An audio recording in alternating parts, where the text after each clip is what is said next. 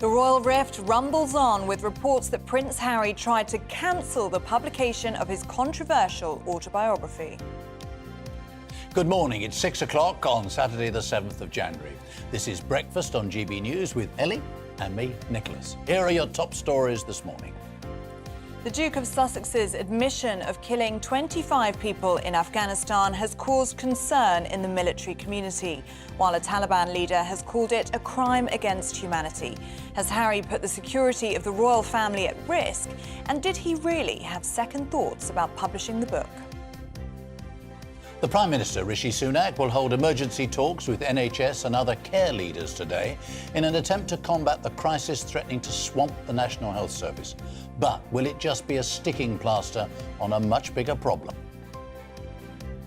And it's the final day of industrial action on the railways, for now at least. But with more strikes likely later in the new year following months of disruption, how much damage has been done to communities and regions that have been cut off from the network?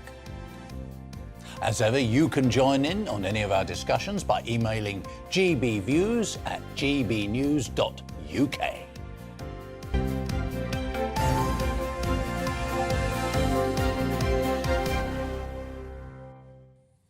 To our top story now, and Prince Harry might have sparked a security threat after claiming in his forthcoming memoir that he killed 25 Taliban fighters while serving in the British Army. In his autobiography, Spare, due to be released officially on Monday, but widely leaked over the past couple of days, the Duke of Sussex says he didn't think of the 25 fighters he killed as people, but as chess pieces. Well, Harry has faced a backlash from members of the military for admitting to the number of people he killed, a taboo amongst former soldiers, and the Taliban have called for him to be prosecuted for war crimes. Meanwhile, The Times today says that Harry is understood to have had second thoughts about going ahead with the book when he was in the UK for the Queen's Platinum Jubilee celebrations in June. Well, here to give us his thoughts now is Army veteran Robert Clark. Good morning to you, Robert, and thanks for being up so early for us. Wow, really explosive claims in this upcoming autobiography, not even published till next week. Perhaps the most damaging is this revelation that he has killed 25 Afghan fighters, members of the Taliban. As a member of the veteran community, how are you feeling? Have these comments gone too far, in your opinion? Good morning. Yes, absolutely. They have gone too far. It's as simple as that. There's an important clarification, I think, that should be understood first. That's the context of these claims when Harry fought in Afghanistan. We've got the Taliban leadership, which is an illegitimate government, I may add, claiming these are somehow war crimes. I've got no problem whatsoever believing that any people that he did kill, while serving, were done so in a legitimate way under the rules of engagement. That's the first thing that needs to be clarified. The idea of Harry going to some international court for this, for so-called war crimes, is quite ridiculous. But the point, nonetheless, though, about Harry making these incredibly intimate revelations is a step too far.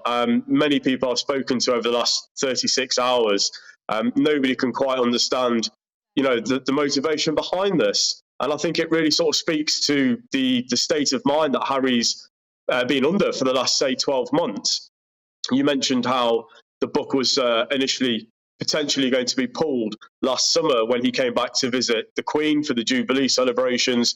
Well, it's a shame that nobody really in his circle advised him to do so. The fact that this has gone ahead and he chose to keep those, like I say, incredibly intimate details in, like I say, it highlights the sort of the state of his mental health and the pressures and potentially some sort of inferiority complex he feels with his service, his time in the military. That's a good point, isn't it? Because he made so much of being in the army. A lot of people recognised and thought that was terrific of him. He's sort of broken almost a golden rule here, hasn't he? And also, let's be practical about this. How did he know exactly how many people he killed? It's a gruesome business to even think about. But this is astonishing coming from a former serving soldier, isn't it? No, absolutely. Like I say, there's nobody really if you look at the sort of almost the minor celebrity ex-military environment, nobody talks publicly, particularly with the platform, whether he likes it or not. The platform and the profile that Harry still has, and obviously will still have continuing, he does have a responsibility to think more intelligently about how he conveys his time in the military. The number itself, for most people who served, I was in the infantry, so ground close combat, things like, enemy fighters and numbers, for example, they're not always black and white and clear cut. From Harry's position as a gunner in an Apache helicopter, the distances that he would have engaged targets would have been far, far greater away. So there will be a definite uncertainty as to those details. I mean, there was a widely held speculation within the military that he would have killed enemy fighters as an Apache gunner. It was a very, kinetic sort of role that he had. But to have a particular number set, there is speculation whether that's correct. And like I say, the need to reveal it in such detail to the world is bordering grotesque, to be perfectly honest. I'll ask you about a story in the Times this morning that Prince Harry had second thoughts about this memoir after he visited the UK in June for the Queen's Platinum Jubilee. I mean, there's no way of us knowing, but what does that make you think? Do you think it was that outpouring of love from the British people that maybe made him think that he shouldn't go ahead with this book? Or do you think perhaps it was these comments about killing enemy fighters that he thought, oh, perhaps I've gone a bit too far? I don't think he would have thought he's gone too far at all. He's clearly been motivated by monetary compensation. He's understood to have made several £1 million just in advance from the book sale, from the book. But in terms of pulling it over summer and the reasons behind his potential to do so, he was clearly, I think, locked into some form of contract that the book wouldn't be released whilst the Queen was still alive. It's no coincidence that, she passed away, obviously, in September, and now the book's going ahead. I think as soon as she passed away, the publishers, they saw the green light and it's carried on. And like I say, it's so frustrating. It's so frustrating that it's come to this. Harry, he served 2 tours of Afghanistan. He was in the army for 10 years. He had enough. He had done enough, and he had the respect of the military community, and now potentially tarnished forever over such, over such affairs. It's so frustrating for me to see this. And you say tarnished, and the other thing, widely speculated now, that he's made himself possibly a target, his family possibly a target, possibly the king, Absolutely. The royal family generally, this country generally. All these things are now possible, do you think? Oh, 100%. There could be no doubt about that. The great irony in all this is obviously he tried to sue the Home Office for reducing or withdrawing altogether, the close protection afforded to the royal family when he withdrew from public duties. And now he's gone and put himself in harm's way significantly. He will be an increased terror threat now.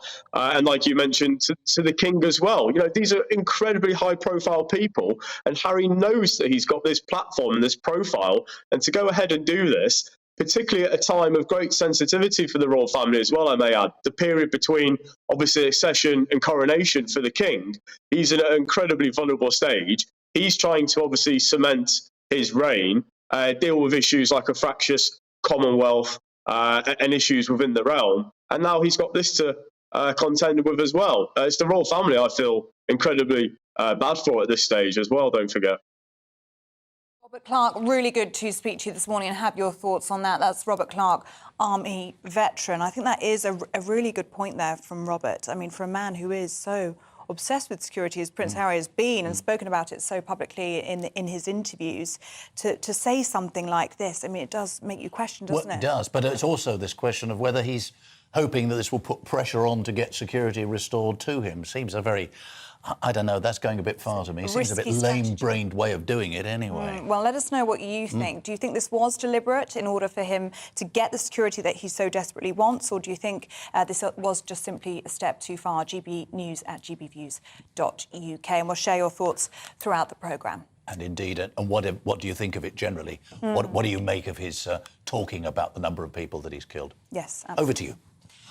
The Prime Minister will hold emergency talks with NHS and other care leaders today in an attempt to reverse the crisis threatening to swamp the National Health Service. But Mr Sunak has been warned that this meeting is unlikely to reverse the NHS's fortunes, which have been blamed on years of inaction.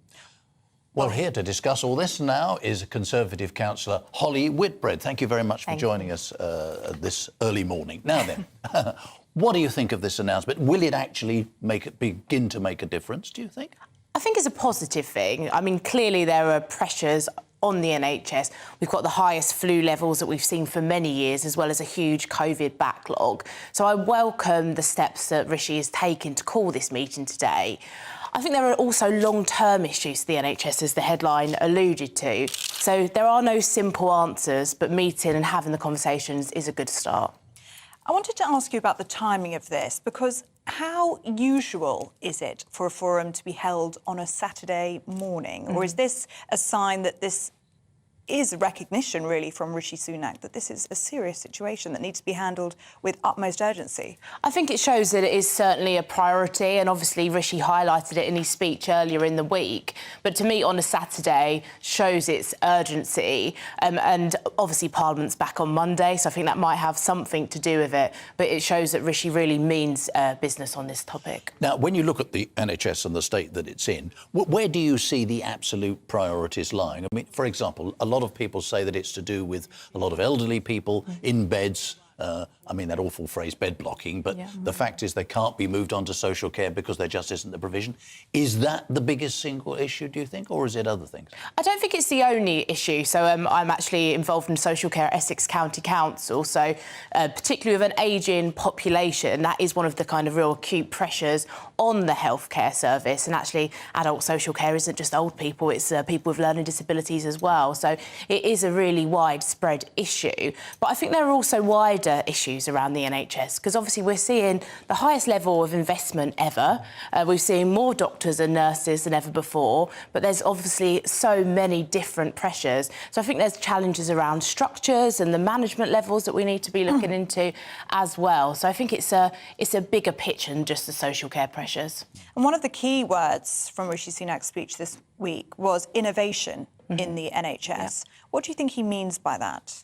Well, I think innovation and modernisation is really key. So technology has got to play a part. And we've seen talk of virtual wards. So perhaps some people who would otherwise be in beds in hospital actually at home and kind of receiving the support they need through kind of technological means, which is a good thing. But technology will take time to bed in. But that innovation is going to be really important to the NHS as we move forward. Since COVID, we've seen a lot of GP appointments kind of move to the telephone or to Zoom.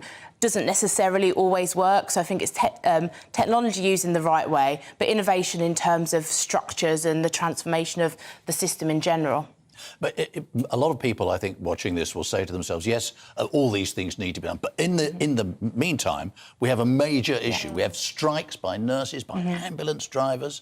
We have shortages of medicines in some cases. We have oxygen shortages. I mean, the NHS, no matter what one thinks about whether it's a good model or not, it's in a very, very bad place, isn't it? It's definitely in a really challenging place, and I do think today's talks have got to be about focusing on that short-term crisis that we're experiencing. So that means looking at staffing levels, looking at what can be done to ease pressure, particularly around social care. And I have heard about different kind of units which have been set up to support people to try and discharge people more quick. So I think that's the immediate challenge, those real short-term pressures. And I do think we have to be realistic that with the highest levels of flu we've seen for decades, and on top of the usual winter pressures, it's been a really difficult winter, and we need to try and do what we can to alleviate those pressures. I wanted to ask you about the nurses' strike, because there was a story out yesterday that the nurses could settle now for 10%. That's almost half of their original demand of 19%. Do you think we could see a breakthrough with that? I think the government have stayed resolute that there was this independent commission and that was the kind of the wage that they were offering. I've heard that Steve Barclay is going to have conversations as the health secretary, with the unions. And I think it's right that there's conversations, because it's also about working conditions as well. So it's right that those conversations continue, but we do have to be realistic about the cost of these increases. But it is good to see some flexibility there and a now below inflation suggestion. Holly Whitbread, thank you very much indeed for coming to talk to us. Thank you. Now let's bring you up to date with what else is going on today. And in the US, Republican Kevin McCarthy has finally been elected as the next Speaker of the House of Representatives amid chaotic scenes in the chamber. Mr. McCarthy was just one vote short of victory in the 14th ballot overnight, but he prevailed in the 15th round after making concessions to a fraction of right-wing hardliners. A 6-year-old boy shot and seriously injured a teacher at a primary school in Virginia. Police say the 30-year-old woman's injuries were initially thought to be life-threatening, but she has now made some improvements in hospital. It's unclear how the child got hold of the handgun. The Home Secretary is reportedly planning to ditch several of the key commitments made in the wake of the Windrush scandal. Sources have told The Guardian that Suella Braverman intends to go back on a Home Office pledge to create the post of a Migrants Commissioner. The proposed role would have responsibility for speaking up for migrants and flagging systemic problems within the country's immigration system. MPs have been urged to support paid leave for miscarriage. The SNP member Angela Crawley says it would give parents the needed time to grieve. The proposal would grant 3 days of statutory paid leave to parents who experience a miscarriage before 24 weeks of pregnancy. Currently, paid bereavement leave is only provided following stillbirth after 24 weeks.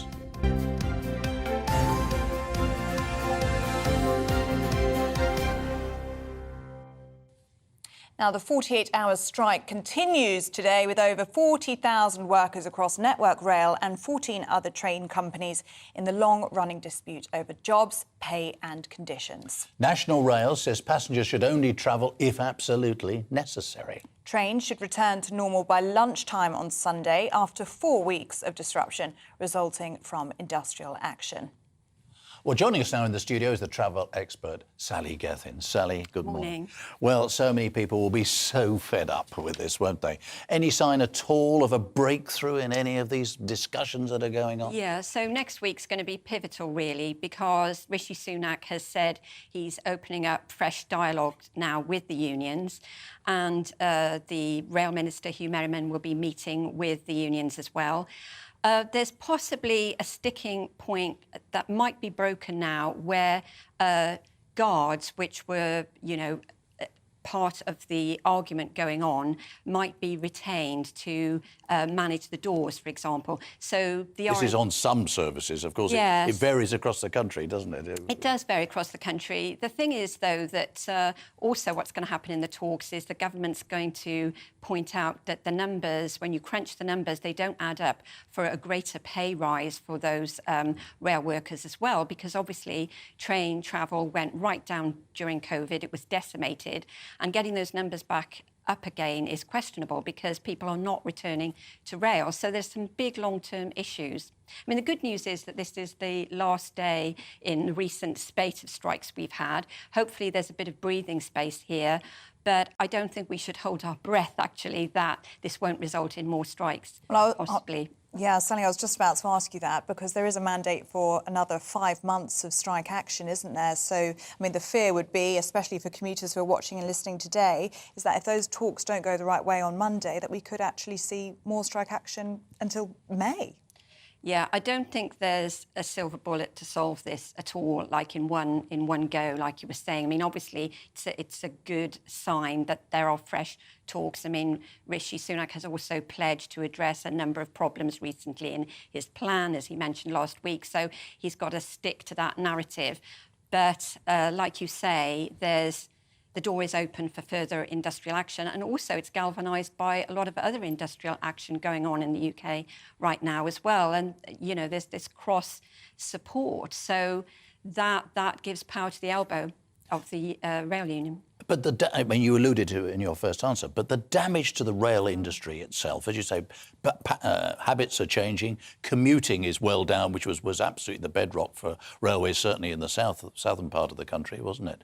I mean, this is doing terrific damage, isn't it? It is doing damage, and I think a lot of it's coming out of the taxpayers' purse as well, because some of the ways of the agreements between the government and Network Rail and the train companies, as you, Ellie, know also, you know, have been changing, so that means that taxpayers are stepping up more to compensate for, you know, the workers being on strike as well, and the loss of revenues to those train operators. And there are parts of the country as well. I mean, we'll be going down to the southwest of the country a little bit later on. But when there is no rail service there, those areas are totally cut off, aren't they?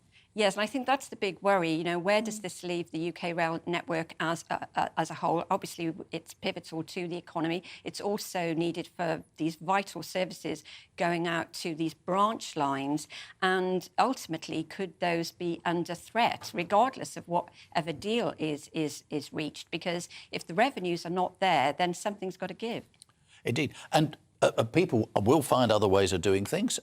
Motor cars are relatively cheap, it has to be said. You can lease car. I'm amazed now you can get a really wonderful car, lease it for not too much money. Coaches are doing well. Yeah, people are discovering that coach travel is a good deal cheaper than the railways and even the airlines in some cases. Yeah, I mean, the only problem with that is that there is a shortage globally in small cars at the moment. Unfortunately, it's a situation within the car manufacturing industry. And also the cost of fuel is very high for people to spend on petrol as well. I wanted to bring a bit of sunshine into the studio. Yeah. Oh, now, yes, if that's please do okay, that. Sally. It's all gloom otherwise, isn't let's it? have a little smile, your shall dress we? is just I was about to, I'm real- bringing the sunshine to the studio as well. But it is Sunshine Saturday. That's not easy to say, actually. Yeah. But so it's the time when people are most likely to book a holiday. So is it? this is the, believe it or not, we're in the middle of this bleak midwinter, but this is the one day in the year which is the peak time for booking travel. And because of COVID, people were prevented or were deterred from booking travel. So it's already, since the new year, the travel trade is reporting over 30% surge in bookings compared to 2019. And this is the day for going after bargains. But the regulator has come out in the last 24 hours asking people to make sure that when they book package holidays, they are ATOL protected in case they're worst case scenarios, the companies go bust, and urging people to be very savvy when it comes to checking what your package includes, if there are any hidden costs, and to compare your trip, what you're planning to do against others. But it is great to see the travel industry come back and holidaymakers want to go away again. Apparently 2/3 of people are planning to book a trip abroad this year.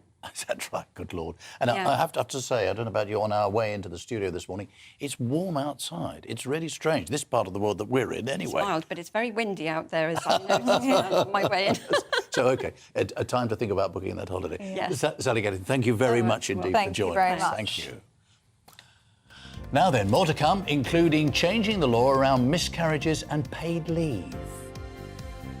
He's the king of breakfast TV, and he's back and returning to his throne. This is Breakfast on GB News with Eamonn Holmes and Isabel Webster. Good morning. No, it's my favourite. Oh, right. Set your alarms. Eamonn Holmes back on GB News Breakfast on the 9th of January at 6 a.m.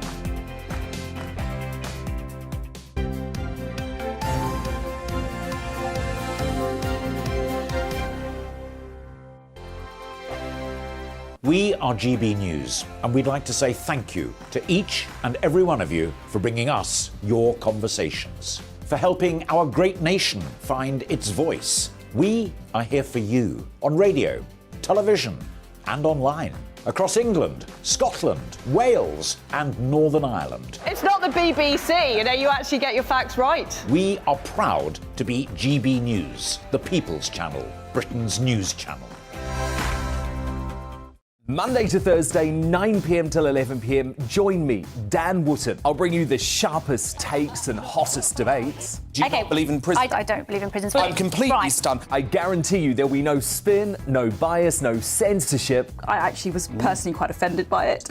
And no reason to go to bed. So I guess they've always been quite woke. That's Dan Wootton tonight on TV, radio and online. Monday to Thursday from 9 p.m. till 11 p.m. on GB News. The People's Channel, Britain's news channel.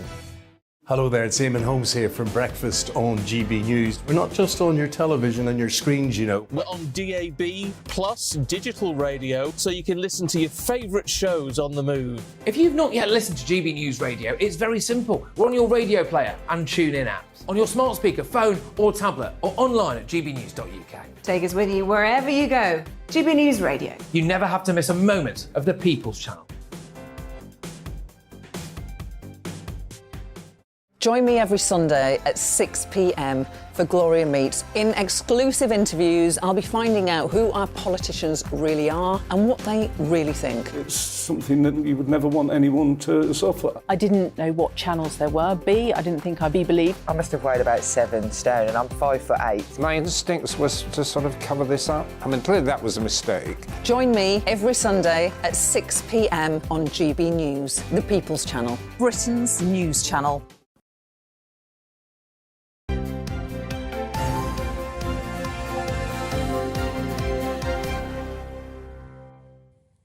Welcome back. You're watching and listening to Breakfast with Ellie and Nicholas.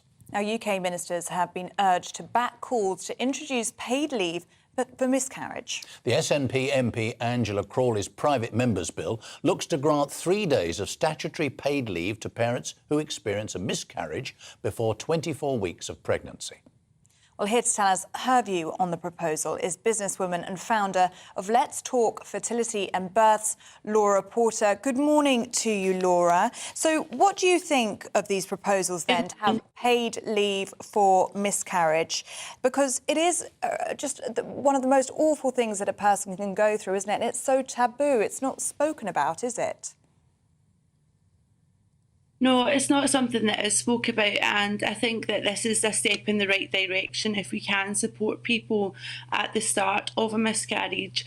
If we can encourage to support them and show them services that are available and give them some time off. A loss is a loss regardless of at what stage of the pregnancy it is, if it's at the start or if it's after 24 weeks. Your body's still got to process that loss. Experienced miscarriage yourself, Laura, I think. I mean, if you could give us some ideas. It affected all of us. It affected my family too, I have to say. But it's such a thing to deal with, isn't it? Yeah, I think it is, and I think the fact that it's not really spoke about, it makes it that little bit harder. If it is spoke about and you are kind of like, you can approach your work and you don't have to go to your work and face people and kind of almost just deal with it on your own at the start. I think it's important that you have that time to do that. I've spoken to women before about miscarriage on stories that I've been working on, and I've heard some horrific stories about women, mothers, miscarrying at work and feeling like they can't take the day off even to go home and finish that miscarriage. Why do you think some women feel like they can't speak about it or ask for that leave? I think because it is still very taboo. I think it is something that's almost swept under the carpet. I don't know if people just don't know how to speak about it and they don't know what to say to people. And I think that is what makes it harder for them people to then openly chat about these topics. But I do think we are moving forward in this day and age and more people are talking, and our charity certainly is helping to encourage that for people. Your charity, I think, people come to you. Do you find that women who find themselves have had a miscarriage, do they tell you a whole range of different things, or does it all tend to be the same sort of feelings of concern and unhappiness? Yeah, well, our charity is actually available for men and women because we believe that it's not just the woman that goes through the pain of losing a baby. So our services are available for men and women, and we are really encouraged at the fact that a lot of men actually come along with their wife or their partner. They come together or they contact us on their own as well. So it's our services have been incredible because it's given people a space to open up and chat to each other. Like in a group kind of setting as well. So it's putting people in connection with people going through the same thing and taking away from that and knowing that you're not actually alone as well, which is really, really positive.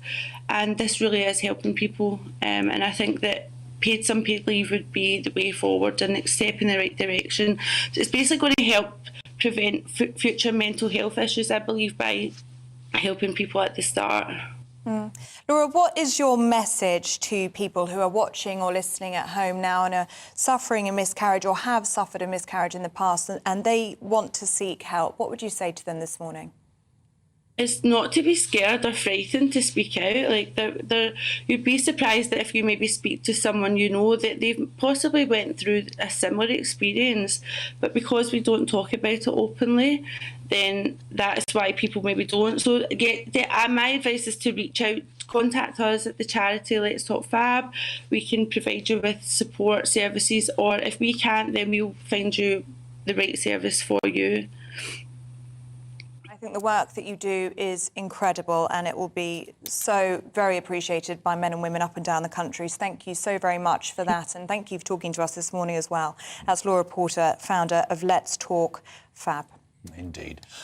More to come, including news and views from this morning's newspapers.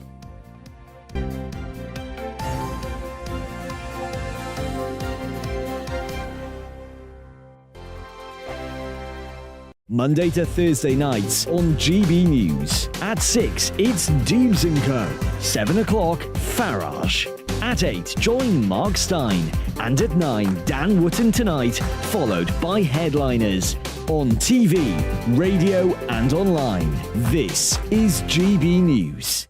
We are GB News, the People's Channel. Why not take us home with you by visiting the GB News shop at gbnews.store. You'll find all the official merchandise, a really good present actually for yourself, your friends or your family. We ship across the UK mainland at no extra cost. GB News, the People's Channel. Here on GB News Live, we'll be keeping you in the picture, finding out what's happening across the country and finding out why it matters to you. We'll have the facts fast with our team of reporters and specialist correspondents. Wherever it's happening, we'll be there from 12 noon on TV, radio and online. GB News, the People's Channel, Britain's news channel. Monday to Thursday on GB News, it's Bev Turner Today from 10 a.m. We're going to be here for you, our GB News family, to keep you up to date, but also make you smile. The guy went from puberty to adultery. And I can't wait to bring a few of my own opinions. I have no time for cultural totalitarianism. We'll engage in passionate, but always polite debate, with your thoughts and opinions at the centre of it all. Only on GB News, the People's Channel, Britain's news channel. Hi there, it's Stephen and Anne. At breakfast from 6 a.m, you'll always be caught up with everything you need to know, the latest headlines, opinions and debates. We'll bring you the good news and the bad, but most of all, we're here for you. Remember, send in your views and let us know what you would like us to talk about. That's because we're your news channel.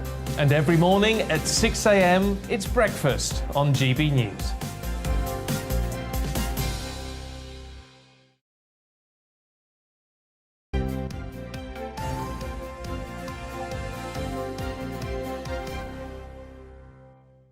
Welcome back. You are watching and listening to Breakfast with Ellie and Nicholas.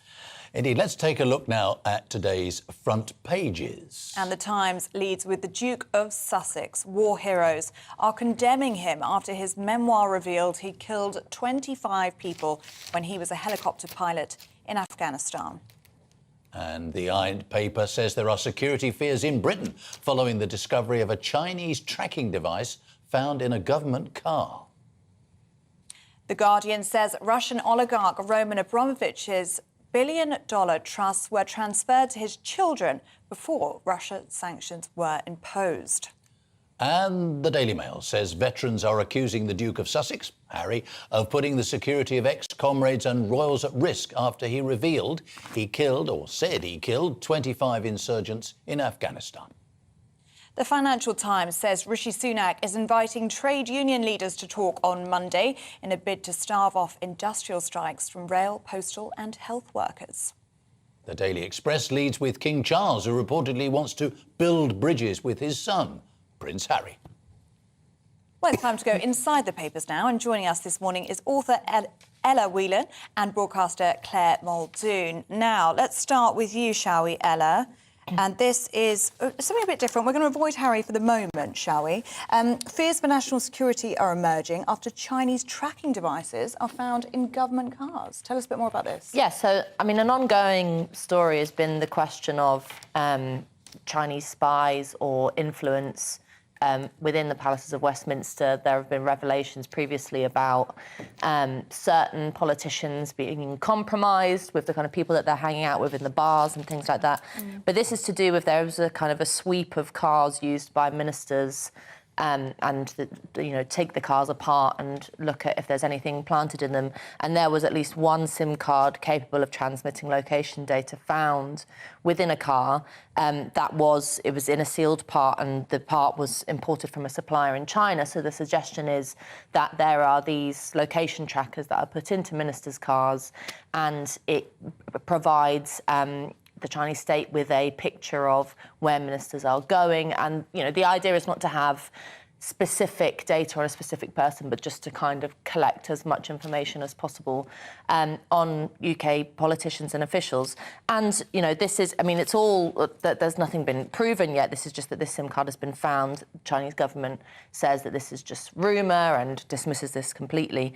But then there are politicians who are hitting back and saying that there needs to be more done to protect against the potential for Chinese spying. Ian Duncan-Smith quoted in the paper saying that we need to refer to China as a systemic threat, so changing the official language around how you deal with that country. Others preaching slightly more caution and saying there are ramifications if you do use that kind of language about China, and it has an effect on trade, it has an effect on potential. When we've got war at the heart of Europe, there are potential consequences for changing that kind of language. I think most people know that there is a certain amount of data collection going on from China. It's not surprising that something like this happens. The question is whether or not it poses a significant enough threat to do something about it. Does the paper make... a tracking device is one thing. That just... naively, I assume that means you can find out where people are going. But is it suggested it's also... listening in as well and all of that?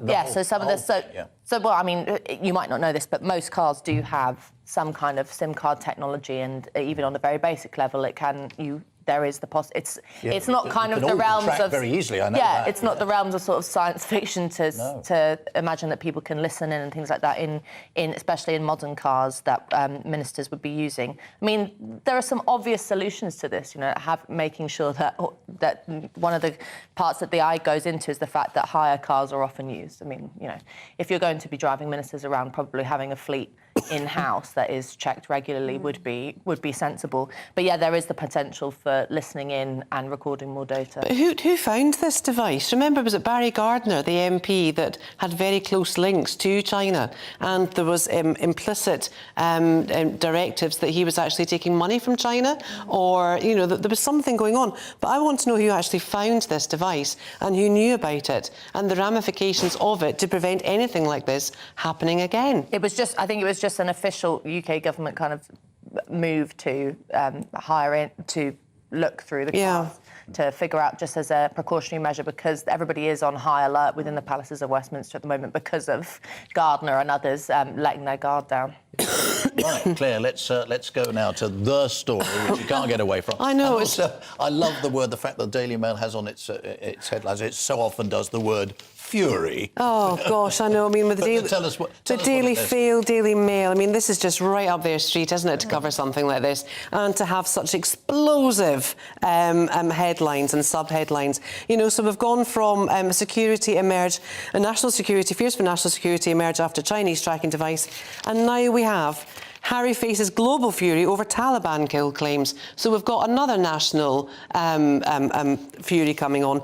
I mean, can this guy do any more damage? Not only just to himself, not only just to his family, but to his, his father, his brother, everything else. Maybe to all of us. He seems to be going out hell for leather to destroy everything that he has, that the Queen has built up, the monarchy has built up. Now, don't get me wrong, I'm not a massive monarchist, and I'm not a massive monarchy fan. However, the Queen left a fantastic legacy. I think the woman was absolutely wonderful. And this chap, I don't know. There was rumours today that he actually tried to halt the publication of the book. Yes, well, is that right? I was going to come. This is apparently in a later edition. We've got early editions. Yeah. What happens, but there's a later edition of the Times. As I say, we don't have it in front of us, but we do know what they're saying, suggesting exactly that Harry had second thoughts, came to the Platinum Jubilee and said, oh, yeah. We don't know second thoughts about which bit, of course. It could have been any number. I would suspect it was second thoughts about what he was saying about members of his family. Of his family, I would agree, Nicholas. And, but the thing is here, there's not one senior member of the of the Army, Navy, anyone is actually saying what he has said is a good idea. To come out and almost boast that he killed 25 people, and he desensitised that, he dehumanised them by making them out as chess pieces. I mean, that's abhorrent, absolutely abhorrent. And we know he was taken out of military service because he was a risk not only to himself, but also to his troops.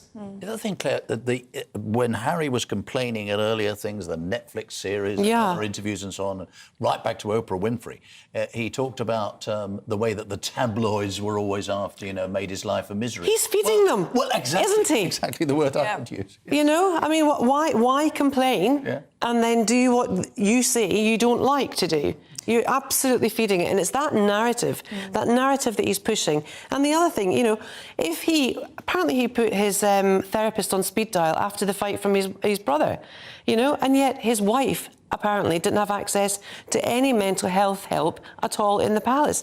It just seems disingenuous to me. It just doesn't add up. There are discrepancies, and I think this is the fear, isn't it, Claire, that the more you speak, the more you can trip yourself up or share too much. What is interesting, I was going to put this to both of you, is we've had a lot of views coming in the past 24 hours since this story has broken. Some saying that this mention of killing 25 Taliban fighters was intentional in order to increase his threat level and therefore have that security given back to him? Or do you think it was just stupidity, oversharing? What are your thoughts? I think it's in relation to, it's in line with everything he's shown himself to be in terms of a sort of egotistical brat. I mean, it's pretty disgusting to boast about. I don't care who it is, to boast about killing people as a means to kind of, I don't know, display your macho-ness or to signify something of a kind of success story for yourself. Yes, whatever you think about that particular conflict and that particular context, there's actually in The Guardian and in other places, there are army generals quoted saying, hang on a minute, we don't do notches on the rifle butt. No, of course not. We do. Yeah. But this is also a young man who complains about having his necklace broken. Exactly. Well, it's one of those things. Slight disconnect between these two Harrys. Who is he? Is he this kind of, gun-wielding, kind of brave fighter, or is he this kind of sad sap who gets into fights with his older brother? He can't play both. Or do you know what? when Archie and Lilibet grow up, right, and they have access to this book, I think he's going to be incredibly embarrassed about the salaciousness of what he has actually told in this book. Losing his virginity, his drug taking. There's nothing in that that's respectful. There's nothing in that would build a character. There's nothing in that would help the family unit grow. It's salacious. It's tabloid. And it's things that you wouldn't even tell your close friends. I mean, to publish it No. to the world, it just seems... Ellie, no. No, absolutely not. The word he uses is his truth, isn't it? Well, gosh, instead of spare, it should be spare us, because I'm just over it. OK. And it does lead the question, doesn't it, as well, who's advising them? because, you know, if you had a sensible advisor, surely they'd be telling you to stop and stop now. Ella, let's go from China to Russia, shall we? And away from Harry. And away from Harry, just for a moment, Yeah. shall we? Yes. A Russian oligarch has transferred his assets, perhaps not a surprise to many people. Yes, well, away from Harry, but still sticking with billionaires and brats. There is the children of Roman Abramovich had their the assets that were going to be stripped from him at the onset of the UK government and other places threatened with the prospect of the onset of war in Ukraine. He quickly, it seems that, according to some anonymous documents that were anonymously shared with The Guardian from the offshore provider Merit Service, which is the kind of organisation that deals with all these offshore, you know, collections of money and for billionaires, found that he basically shifted all of his assets towards his children so that they became billionaires overnight. And this happened, I mean, the important thing is that this happened 3 weeks before Putin's war in Ukraine began. And so then, you know, it comes as a surprise to absolutely no one that someone as rich as this would be able to work out how to not lose all of his assets and money with threat from the UK government. And the suggestion in The Guardian is that the rules should be changed to have the children have their assets stripped as well. You know, the legality of that, I'm not sure. There was Sofia Abramovich, Roman Abramovich's daughter, infamously came out in a few weeks after the war began saying, you know, there is the biggest lie is that all Russians support Putin. So there is I think which most people probably didn't take incredibly seriously, given her father's relationship and history with the Russian state. But, you know, there is the kind of whole argument about asset stripping from Russians, I think, has its limits because, you know, lots of people at the time when Roman Abramovich was in the papers and in the news pointed out the, you know, the sort of contradictions between doing something like that and then there was the question about Saudi Arabia, and you get into kind of you get into moral quandaries. But the most important thing is to continue to say that, you know, criticise Putin and to highlight what the Ukrainians are doing in that war.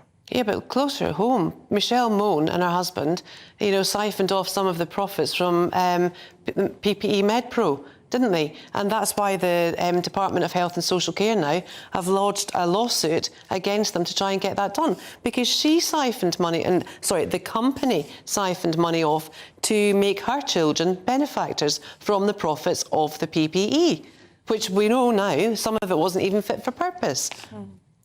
Right, OK, fair enough. Let's go on to something else now. Yeah. I think we're going to talk now about the Financial Times. Yeah. Yes, and Sunak holding talks with trade union leaders. Claire, this is about trying to do something about all these rash of strikes. Why wasn't this done before Christmas? Why has he left it now? I think things have, you know, that the car has run. You know, the horse is gone now. He should have done this before Christmas, and he should have shown strength in his leadership. This is a sign of a very weak government when unions have got such a stronghold over the government. I mean, Steve Barclay, who's he? I saw his picture for the first time. Which is the health. Yes. You know, these faceless politicians seem to not have the grips of not only public opinion, but also the unions that are holding the government to account. And when Mick Lynch started striking back in, was it May last year or whatever, I think everyone had a huge support for them. But now I think people have lost support because of what happened at Christmas time. People couldn't meet up, you know, and it seems to be damaging industry and work. No one can get into work. We were moving away from the working from home, trying to get everyone back into the office. That's gone back. But give him his dues. He's stuck by his guns. He's doing his job, and thank goodness now maybe Sunak will start to do his, because it's ridiculous. But is it when you say that Sunak start to do his job? Yeah. What we're talking about here is vast amounts of taxpayers' money. Yes. One way and another, more amounts of taxpayers' money are going to have to be thrown at the railways, which are, you could argue, in decline because of the strikes. I mean, there are different parts of this argument, aren't there? Did the railways ever work in this country properly? I mean, we look at the franchising of Virgin, then that was sold to Avanti. We've got LNER. You know, the problem with this country is the fact that the railways lines actually are nationalised, but the actual companies are franchised, and there's no joined-up thinking. Don't forget, the shareholders in Avanti, the shareholders in LNER are still getting paid. They're getting paid more than the workers are, and he is just, Mick Lynch and the rest of ASLEF, RMT, they're only trying to do best by their members. And you've got to give them credit for that, regardless of what you think. And now, because of that, I think because the government weren't strong enough, you've now got the health service, where Mark Harper is the Secretary of State for Health. Who's he? And then you've got the fire brigade, teachers. Everything is now going to come out, and it's shocking, and it's such a sad state of affairs. Does that story indicate that Sunak's going to try and take some sort of different line, or just hope to impose his personality, if you like, as Prime Minister? No, the narrative is the most pressing economic priority we have is reducing the cost of living, and getting a grip of inflation is the best way we can do that to ease the cost of living, not only for nurses, but for everyone, Rishi Sunak said. Well, concentrating on the rate of inflation. Yes, but this is not labour inflation. Inflation is not stemmed from rising costs of labour. That's the other thing. It's far too technical, it's far too difficult, but I think this is a good step that he's taking on Monday. I hope it does go well, but I think it should have been done far before now. It's also, I mean, you know, you have to be sceptical, I think, because if you listen to the narrative that's coming out of government ministers when they're asked about having talks with union leaders or anyone who discusses the strikes within the Conservative Party, the main line that they push is that the unions are, particularly in the railways, unions are unreasonable because they won't accept modernising reforms. But it's a very disingenuous line, because what it actually translates as is saying the unions will not accept redundancies, because these modernising reforms, 9 times out of 10, amount to sacking people, whether that's people who are checking the lines or anything like that. And as union leaders are, quite rightly so, not going to accept mass redundancies. So there is this disingenuous way in which the talks and the negotiations are described by government ministers, as if, in particular on the railways, union leaders are just these kind of dinosaurs who are saying, no, we want everything to, stay the same, nothing to run quicker or smoother or more efficiently. And so that needs to, I'm sceptical to the point at which Sunak is going to be able to talk more honestly about that and actually come out and say, well, what we're demanding is that you sack X% of people in order to be able to have your wage increase. Although Network Rail have said there won't be mass redundancies, and they've actually got a lot of people want to go anyway. Must be aware that private companies, when they want to have a labour cull, it's always natural. It's always people who will take early retirement, or people who are perhaps ill, or people who just think, you know what, I've just had enough, I'm just going to leave. But the thing about the railways, I don't know why we don't look to countries like Italy or France or Spain, where the trains work so well and they run to the minute. They're wonderful, and yet we just can't seem to get to grips with it. That's certainly what Mick Lynch was saying when he spoke to GB News yesterday. I'm afraid that's time, Claire and Ella, but thank you so much for a brilliant first newspaper review. You're with us for the whole programme, so we will return. There's lots of other stories that we're going to be touching on. And, of course, Prince Harry as well. It can't be avoided, I'm afraid. No, unfortunately not. But Claire and Ella, thank you so much. Yes, Harry is going to be with us, yes. Now, there are many reasons people may be attempting dry January this new year. Financial, health-related, or perhaps just curiosity. For some, getting through the 31 days will be easy, but for others, it will be slightly more challenging. And what about hospitality businesses that need support after such a difficult time, thanks to COVID and all the other things? Well, our North West of England reporter Sophie Reaper has been finding out about an alcohol alternative that may make the next 3.5 weeks that little bit easier. Shaken, not stirred, and completely non-alcoholic. For those giving dry January a try this new year, could alcohol-free drinking be an alternative way to stay sober for the entire month? It's really, really important. Rethinking drink is not about abstinence. It's about everyone loves alcohol. I like a drink at weekends, but there's times you can't drink. But it's all about fun. Having fun with your friends when you can't drink and not feeling excluded. So socialisation and different occasions is what it's all about. People may have a variety of reasons for choosing not to drink this month. Health, money, even just a challenge. But for Smash Drinks, alcohol-free isn't just for January. Alcohol-free drinking is here to stay, and it's not about 31 days. It absolutely is not about just Dry January. Let's use Dry January as a vehicle to get people introduced to alcohol-free drinking. But really, alcohol-free drinking is all the year round, every day of the week for some people, and it should be, every month of the year. The first Dry January took place in 2013 with just 4,000 people participating. Last year, that figure rose to 130,000. And although the numbers continue to rise, just how many of us would stay sober for the full 31 days? We're in Dry January. Do you think you could do it? No. Yeah, I definitely think so. I think, you know, if you put your mind to something, you can achieve anything, really. And it's not that hard, just don't go to the pub. Probably save some money anyway. I think I could, but I haven't this year. I've already failed. I could do it. I aren't doing it. Do you think you could do it? I hope so, because I'm trying my best to do it. I don't think so, no. It is much of a social aspect because it's the only time I get to see some of my friends sometimes, so it's a lot easier to go out, drink, be inside somewhere nice and warm. For many, Dry January could be quite a challenge, but alcohol-free may provide an answer. Sometimes you're getting from work midweek, you're coming from training or whatever, and you fancy having a drink, but you know you've got to be up early for work in the morning, and it just gives you an alternative to that. You know, other than a glass of cordial or, you know, a cup of tea or something, it's almost like the real thing without the sort of problems in the morning. With 3.5 weeks left to go of Dry January, some people may complete it and others may not. But at least they all had the bottle to try. Sophie Reaper, GB News. Well, Dry January, I did try, actually, Nicholas. I did. And it lasted all of about 10 hours. I was in the pub on New Year's Day, so it has to be said. But I'm doing my bit for the hospitality industry, which has had a tough time, as we just heard from Sophie Reaper there. We've all been talking about Prince Harry this morning. I'm afraid we can't get away from it. Lots of you getting in touch on the GB Views. So we're going to share some of them now. John's been in touch. Good morning to you, John.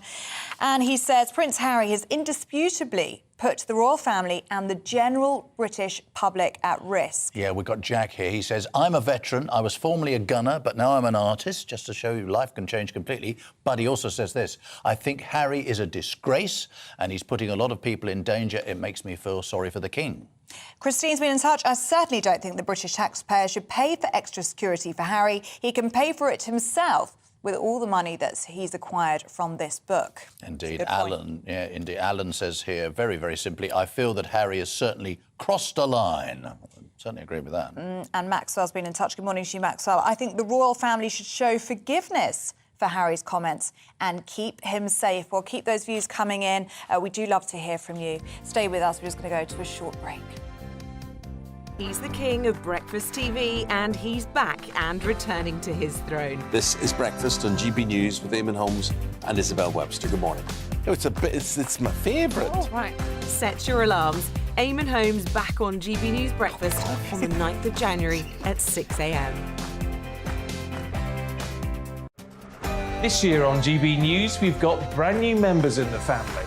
Join us. Across the entire United Kingdom, we cover the issues that matter to you. GB News will always stay honest, balanced and fair. We want to hear whatever is on your mind. And we don't talk down to you. The establishment had their chance. Now we're here to represent you. Britain's watching. Come join us on GB News, the People's Channel. Britain's news channel.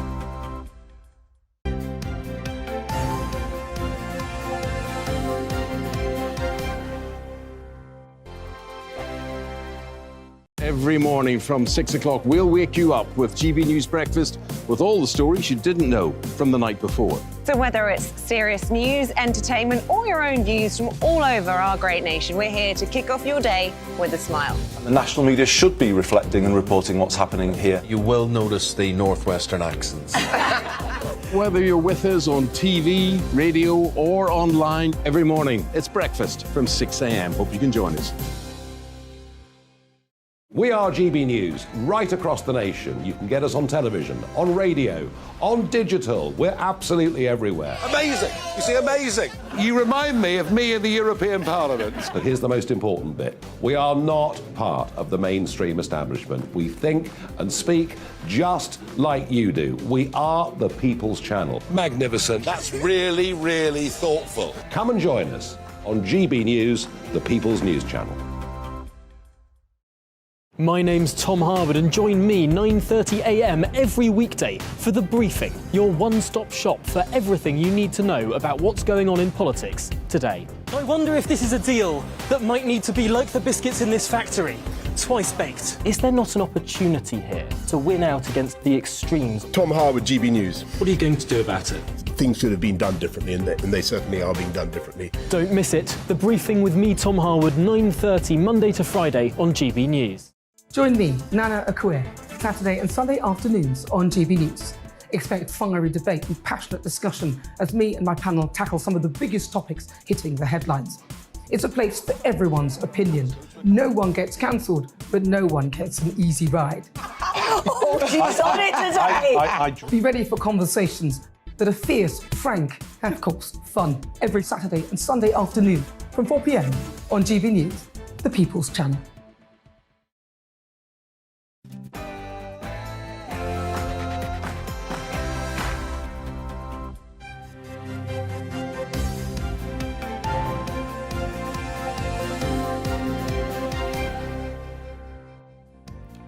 The royal rift rumbles on with reports that Prince Harry tried to cancel the publication of his controversial autobiography. Good morning, it's 7 o'clock on Saturday, the 7th of January. This is Breakfast on GB News with Ellie and Nicholas. Here are your top stories this morning. The Duke of Sussex's admission of killing 25 people in Afghanistan has caused concern in the military community, while a Taliban leader has called it a crime against humanity. Has Harry put the security of the royal family at risk? And did he really have second thoughts about publishing that book? The Prime Minister, Rishi Sunak, will hold emergency talks with NHS and other care leaders today in an attempt to combat the crisis threatening to swamp the National Health Service. But will it just be a sticking plaster on a much bigger problem? And it's the final day of industrial action on the railways, for now. But with more strikes likely later in the new year, how much damage has already been done to communities and regions cut off from the network? And as ever, you can join in any of our discussions this morning by emailing gbviews@gbnews.uk. Lots of you are already doing so. Keep them coming in.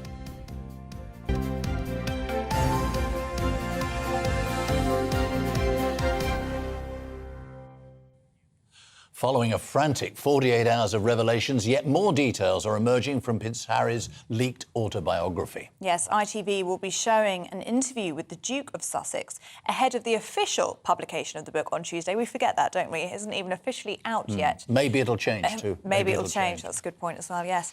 And the latest trailer of that ITV show, Harry says he saw the red mist in Prince William during an argument about his relationship with Meghan Markle back in 2019. Talk about the red mist that I had for so many years, and I saw this red mist in him. He wanted me to hit him back, but I chose not to. I want reconciliation, but first there needs to be some accountability. The truth, supposedly at the moment, has been there's only one side to this story. Well, with the release of Prince Harry's memoir in Spain also causing increasing tensions between the brothers, we can now be joined by a historian. No, I don't think we can. We don't have her yet, but we are going to... These things happen. They do, and we are going to come back to our historian who will be on the line with us shortly. But in the meantime, this is the joy of live telly, we have Holly Whitbread in the studio with us to talk about that emergency forum that Rishi Sunak will be holding with NHS leaders today. So, Holly, first of all, how usual is it for a forum to be held on a Saturday morning? It is perhaps a recognition by Rishi Sunak of the emergency situation we're in, right? I think it does show a recognition of the situation we are in, and there are real challenges on the NHS. We're seeing flu at the highest level in more than a decade, as well as that COVID backlog. So I think it shows the huge pressures the NHS is under. And I think today is actually about looking at the short-term challenges around delayed discharge, but also looking at the long-term future of the NHS and making sure it's a sustainable modern service. But now, practical steps that can be taken. I mean, this is a gigantically difficult issue, isn't it? And you've got very, very practical experience of trying to deal with it. Yeah, I think, well, the good thing about today is that experts are around the table, and I always think it's very good for politicians like me to talk about the solutions, but you need to talk to the people on the ground to find out how you can ease the situation. Emergency care is obviously really challenging at the moment, so conversations with doctors and nurses on the ground is going to be really key. Discharge for social care is a real challenge, particularly at this winter time. So talking about, there's been talks of having kind of rooms set up to discharge people into in that kind of interim period. So there's a lot of challenges to look at, but I think Rishi needs to focus on the short term, but it's also important to have wider conversations about the long-term solutions. Yes, absolutely. And that was something that was picked up by Rishi Sunak on Wednesday in his speech. He was talking about the government spending more than ever on the NHS. He says the NHS is well funded, better than it's ever been. But there is clearly an issue with where that money is being spent, because we have the staff shortages. We have, you know, people in corridors for 30 plus hours, just some of the stories that we've been hearing this week. Where does that need to be looked at? What areas need to be perhaps rechanneled, refunded? Yeah, so I think there's certainly a long-term conversation about how we fund the NHS, and this government have invested more than ever before, and we have seen recruitment of more doctors and nurses. Certainly there's more demand and funding needed in social care. I think that's really important, and we have seen proposed reforms and also proposed extra money in that area, but that needs to be focused on. I think longer term we also need to look at structures. So the NHS has too many managers, and that costs a lot of money, and we need to be focusing on people on the ground, but making it an attractive industry for people to go into as well. And your own experience of this, in Essex, you're doing things... It amazes me that things are done differently in different areas. Yes. Is there a sort of one example you could give us of a model that is working with this business of getting social care up to speed?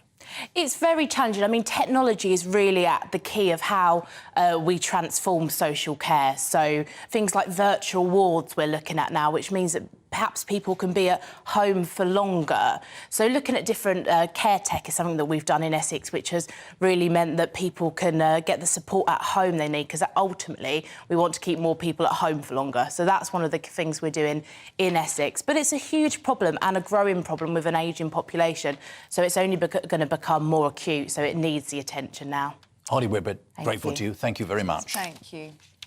Now, with the release of Prince Harry's memoir in Spain causing increasing tensions between Prince William and Prince Harry, we are now joined by historian of the monarchy, Professor Anna Whitelock, for her view. Good morning to you, Professor, and thank you so much for your company so early on a Saturday morning. So, I mean, a lot has come out since, but the first revelation from this autobiography was that fight between Prince William and Prince Harry. But this is nothing new in history, is it? I mean, there is warring brothers throughout the ages in the royal family and in the monarchy. Absolutely. I'm very glad you made that point. People are talking about this as unprecedented, but actually in the past, warring brothers would literally be at daggers drawn on the battlefield, or indeed trying to depose each other, potentially from the throne. And we look back, and the sons of William the Conqueror, we look to the Wars of the Roses, as many people may have be familiar with, depicted by Shakespeare. Edward IV, his brother George, Duke of Clarence, they were fighting. George ended up being killed, by some accounts, in a butt of Malmsey wine, through to the warring half-sisters, Mary I, Elizabeth I. And then, of course, after the abdication, the tensions with George, King George VI, the Queen's father, and Edward, then the Duke of Windsor. So, yes, this does have precedence. But, of course, in a rolling media age, this is a global story. It makes uncomfortable reading, certainly, for the royal family. It certainly depicts a family in some sort of crisis. I don't think it affects the monarchy per se, but it's certainly not great PR all round. Names like Eleanor of Aquitaine swim into my mind, and as you say, people went to war with each other, and literally brothers killing brothers and everything else when it came to royal battles. It all makes somebody having their necklace broken look a bit pathetic, doesn't it? Well, it does a little bit, and I think much was made a couple of days ago about the fight between brothers. Fights between brothers, whether we like it or not, does happen. So I think some people sort of are over-interpreting that. Is there some suggestion that makes William unfit to be a future monarch? I think that is all rather overstated. I think it's interesting, and certainly some comfort, if that can be said, to the palace this morning, that the newspapers are dominated by Harry's claims about killing 25 Taliban fighters and the response to that from the military. And in that sense, it's those claims rather than the revelations around William and the palace that are dominating the newspapers. I think that will really get to Harry. I think he's always prided himself on being a military man. He's proud that he had frontline service. And so the fact that he's been rebuked in this way so publicly by the army, I think will come as some surprise to him and be particularly actually devastating. You're totally right there, Anna. Actually, we were talking just a little bit earlier on, Nicholas and myself, about how much that was actually meant to be, just as significant as the papers have made it, or whether it was simply just a throwaway comment, just something that he was saying to the writer, who is obviously writing his autobiography. I wanted to ask about the royal family's notion of an heir and a spare, and how much this plays into the brothers fighting, because you see sibling rivalry everywhere, but surely this is sibling rivalry on heat when it comes into a royal family. Yeah, I mean, this is the problem of a family business, essentially, and it's sort of repeated in different ways in any family business where there is a sense of entitlement to perhaps the senior son. And in of course, the royal family, they get the ultimate job, as you would have it, the monarch, and to wear the crown. And in the past, of course, an heir and a spare was essential because, life wasn't secure. People died prematurely. And so in many cases, I mean, perhaps most famously, Henry VIII was the second son, but his elder brother Arthur died, and hence Henry VIII came to the throne and indeed married his brother's wife, Catherine of Aragon. So it was always necessary, but it's built into these family businesses. And yes, as you say, there's this sense of the second brother as missing out, and it's being the backup. Diana apparently described Harry as being William's wingman. And as I think Andrew Morton said yesterday, certainly not his hitman, as seems to be the case at the moment. Professor Anna Whitelock, really good to have you on the programme there, historian of the monarchy there. Indeed. And she'll make the point, Buckingham Palace officially continues to say nothing. Yes. No comment. Now, let's bring you up to date with some of this morning's other top stories. In the United States, the Republican Kevin McCarthy has finally been elected as the next Speaker of the House of Representatives amid chaotic scenes in the chamber. Mr. McCarthy was just one vote short of victory in the 14th ballot overnight. However, he prevailed in the 15th round after making concessions to a fraction of right-wing hardliners. A 6-year-old boy shot and seriously injured a teacher at a primary school in Virginia. Police say the 30-year-old woman's injuries were initially thought to be life-threatening, but she has now made some improvements in hospital. It's unclear how the child got hold of the handgun. Back here, the Home Secretary is reportedly planning to ditch several of the key commitments made in the wake of the Windrush scandal. Sources have told The Guardian newspaper that Suella Braverman intends to go back on a Home Office pledge to create the post of a Migrants Commissioner. The proposed role would have responsibility for speaking up for migrants and flagging systemic problems within the country's immigration system.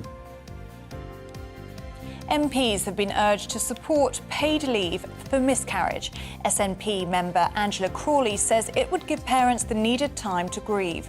The proposal would grant 3 days of statutory paid leave to parents who experience a miscarriage before 24 weeks of pregnancy. Currently, paid bereavement leave is only provided following stillbirth after 24 weeks.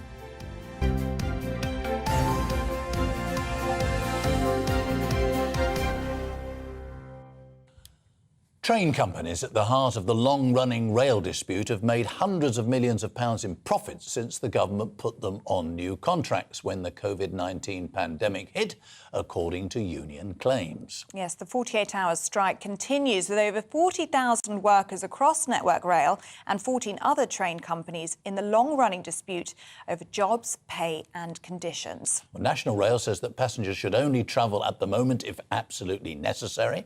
Today is the last planned strike day.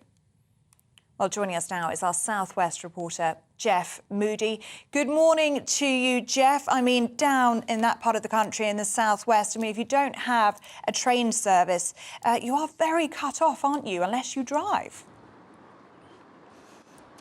You are, absolutely. But luckily, this is 4x4 territory, so there's a lot of 4x4s going around, so people are finding ways round it. But yes, as you say, it's the last day today of this particular tranche of strikes. We've seen 2 48-hour walkouts this week on behalf of the RMT, plus sandwiched in the middle of that, of course, the ASLEF train drivers' strike on Thursday. Things will be getting back to normal a little bit tomorrow, but they are warning that when the workers arrive for work tomorrow morning, they may well find that their rolling stock is somewhere else on the line where the trains were abandoned when they went on strike yesterday. So first of all, they'll be getting a lot of the trains back to where they need to be, so there will be further disruption to come. Train service is running from 7:30 in the morning till 6:30 in the evening at the moment, and on a reduced service of around 20%.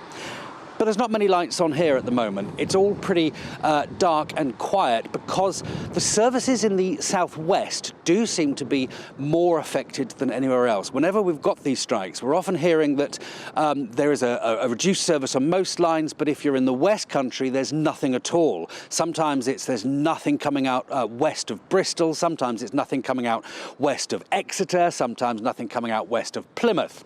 Well, I spoke to David Davidson from Network Rail to find out why the West Country is always so badly affected. Essentially, we rely on contingent managers, contingent signallers who are managers who hold the safety critical competency to operate the trains. We only have a small amount of managers, and we just don't have enough managers to cover the whole of the area. We have the Thames Valley Signalling Centre that controls from Paddington to Bristol, and we have a number of managers are focused on that area because that's the area that covers the biggest geographic area, the biggest frequency of train service.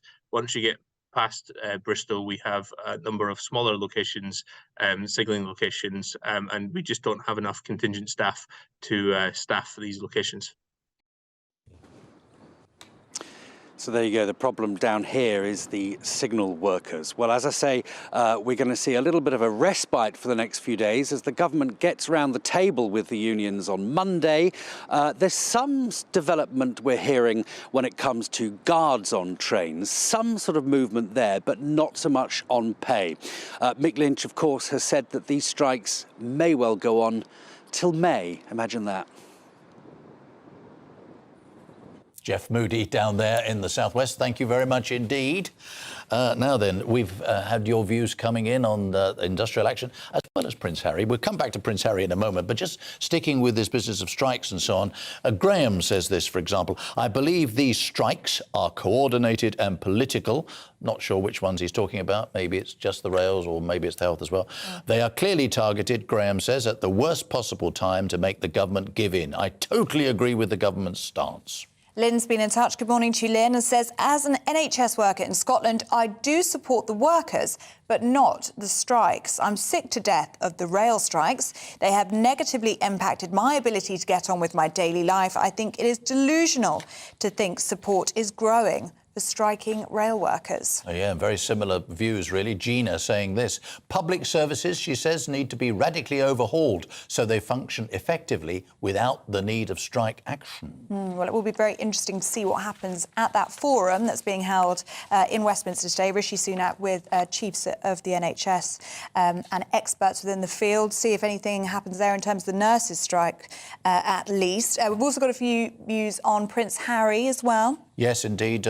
John saying, as a veteran, I think is a disgrace. Very stupid comments. And Wilson says Harry has put his own family and the royal family at serious risk. Ultimately, he's a liability. And there's also this mission about dry January that we were talking about, wasn't it? Sensationally failed at. You've already failed. Yep. So I'm going to read this. You're right. Okay, understood. Marion says this. What about all of us who have birthdays in January and want to celebrate? Actually, this probably is all right for you, this one. Yep. Marion goes on to say, I know you don't need to drink to have a good time, but a glass of wine on your birthday is nice to have. I think essential. I agree with you, Marion. Totally. Compulsory. Perhaps it could be on prescription. Yeah, and it's actually my mum's birthday today. Marion led me on very nicely to that. So happy birthday, Mum. She won't be up and watching yet, but she will certainly be having a drink with me. Pass on my best wishes as well. Thanks, Nicholas. Right. I will. More to come, including all the sport with Aidan McGee. See you shortly. He's the king of breakfast TV, and he's back and returning to his throne. This is Breakfast on GB News with Eamonn Holmes and Isabel Webster. Good morning. It's my favourite. Oh, right. Set your alarms. Eamonn Holmes back on GB News Breakfast on the 9th of January at 6 a.m.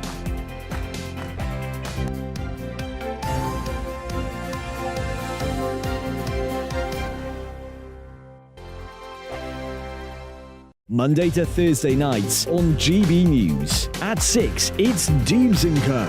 7 o'clock, Farage. At 8, join Mark Stein. And at 9, Dan Wootton Tonight, followed by Headliners. On TV, radio and online. This is GB News.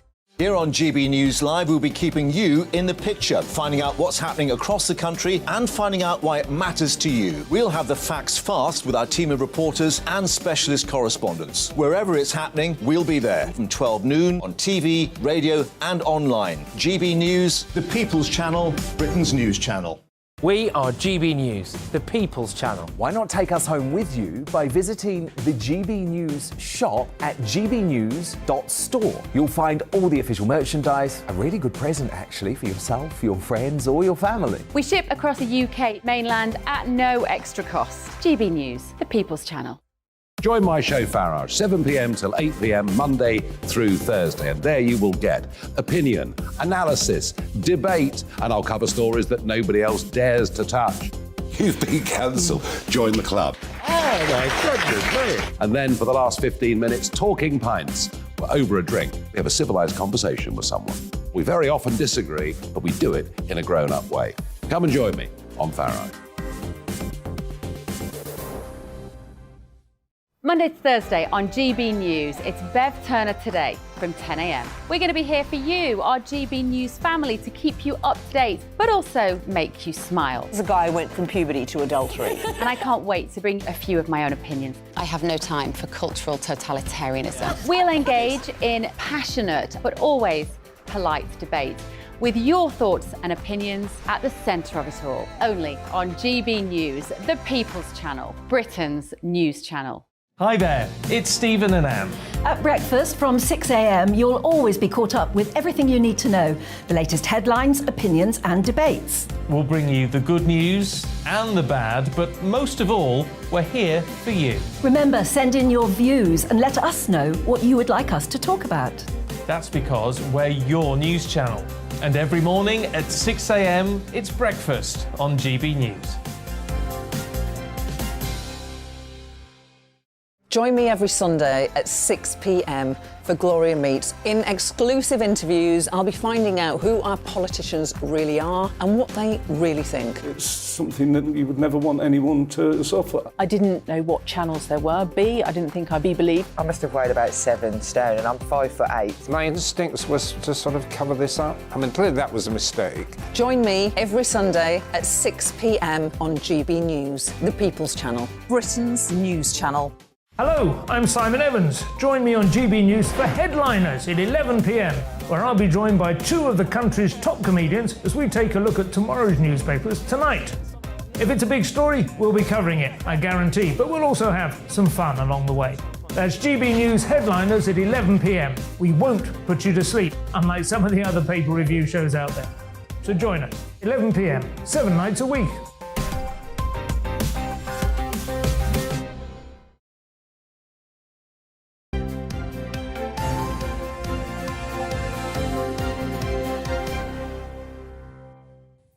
Welcome back. You are watching and listening to Breakfast with Ellie and Nicholas. Lots coming up on the programme for you today, but we're talking sports now, and we're joined by Aidan McGee to talk us through this weekend's biggest sports stories. And of course, the biggest one is, of course, the loss of Gianluca Vialli. Yeah, very sad news. Yeah, over the weekend, 58 years old. I first came across him as a child. I was 10 years old on holiday in Dymchurch, don't ask. And he scored... Nothing wrong with Dymchurch. No, absolutely not, no, especially the model railway and everything. And Luca Vialli was playing for Italy. He scored in the group stages against Spain. They eventually went out in the semi-finals, but it was all about pace, power, direction, and a devastating finish. And I said to my brother, this bloke's a bit good, we'll hear from him again. And then, of course, he went on to Juventus. He won the UEFA Cup. He won the Champions League with Juventus as well. He was with Sampdoria before that with his great friend Roberto Mancini. They won the Serie A back in 1991. He left Italy in 1996, and it was the vanguard of something that was happening in football. It was just after Euro 96. Tony Blair's government was a year away. Football was becoming very, very fashionable. And I think, are we going to bring in Gavin Peacock now? Well, we will do in just a second. OK, no worries, yeah. Let you finish your answer. Yeah, he's somebody who can tell us a bit more about this because he was at Chelsea at the time. However, I came across him probably when he was managing later on as a journalist early on, 2001. He was managing Watford. And it was an early example of how football was beginning to eat its young, to use the phrase, because he'd done very well at Chelsea. He'd won 3 trophies. He'd won the Cup Winners' Cup as a manager quite early on, the League Cup, and then he won the FA Cup in 2000, the last FA Cup final at the old Wembley. And then he took a year out because they dispensed with him in favour of Claudio Ranieri, and he went to Watford in the Championship. This was an unfashionable Hertfordshire club. They weren't really ready for him. He dispensed with a few players who, I think, it wouldn't be remiss of me to say it was poor judgment by Luca Vialli moving these players on when they were quite steady players and would have done well in the Championship. And then we didn't really hear of him much after that. I mean, 2 years later, I interviewed him about Dennis Wise, his great teammate at Chelsea, about how he'd taken Millwall to the FA Cup final. And after I finished, I thought, this guy's almost washed up in management. He's not even 40. So that's how the game was going, and he was an early victim of that. But that shouldn't denigrate anything that he achieved in football. He had a magnificent career. Right, OK, now talking about his time in football, let's bring in someone now who knew Vialli very, very well, the former Chelsea and QPR star Gavin Peacock. And Gavin, you played with him at Chelsea, and you join us all the way from Canada. Very grateful for that. But your memories of the man, please.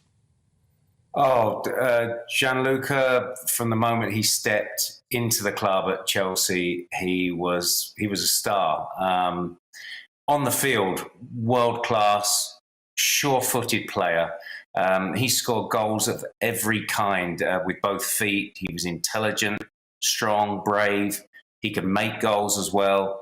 He had this superb balance and grace as well as a player. But more than that, I would say his greatness came from being such a humble man. And I think he had that common touch. I mean, he came into Chelsea, you know, I'd been vice-captain at Chelsea. I'd captained Chelsea many times when Dennis Wise wasn't in the team or was injured. And but he came in as a far superior player and yet always had that touch with people. He'd speak to everyone. He'd give you good advice, and he was just a wonderful man. And I think the tributes that have poured in over the last day have just, they've borne testament to that. Aidan here, unless I've got it wrong, I mean, he reminded me as a player of maybe Alan Shearer. It was the movement, it was the closing down of space, it was that devastating finish, it was being good in the air as well. Would you go along with that, maybe? Yeah, very much so, Aidan. I mean, you've seen football through the 80s, 90s and beyond, and he was that kind of new style of player that could do everything. But he'd also work very hard. He worked for the team. But I was just so impressed by not only his ability, but his work rate. You know, tremendously fit, tremendously strong. And it's just so tragic and ironic that his fitness failed in the end, and he succumbed to the pancreatic cancer, which took him. But a very brave soul, and someone who contributed so much to the game in England, and really gave himself to it. He didn't come. He was 31, 32 when he came to Chelsea, and he could have come just for a payday, but he didn't. He came to give himself to the club, and he took Chelsea on to another level, not only on the field, but obviously with his management skills as well. I remember as well, just a little anecdote. I mean, he was so well known that the Italian restaurants in London, they loved him. One restaurant got in touch with me and said, "Could you get Vialli here just for one night? We'd love to have him here." And Roberto Di Matteo had come to Chelsea at the same time.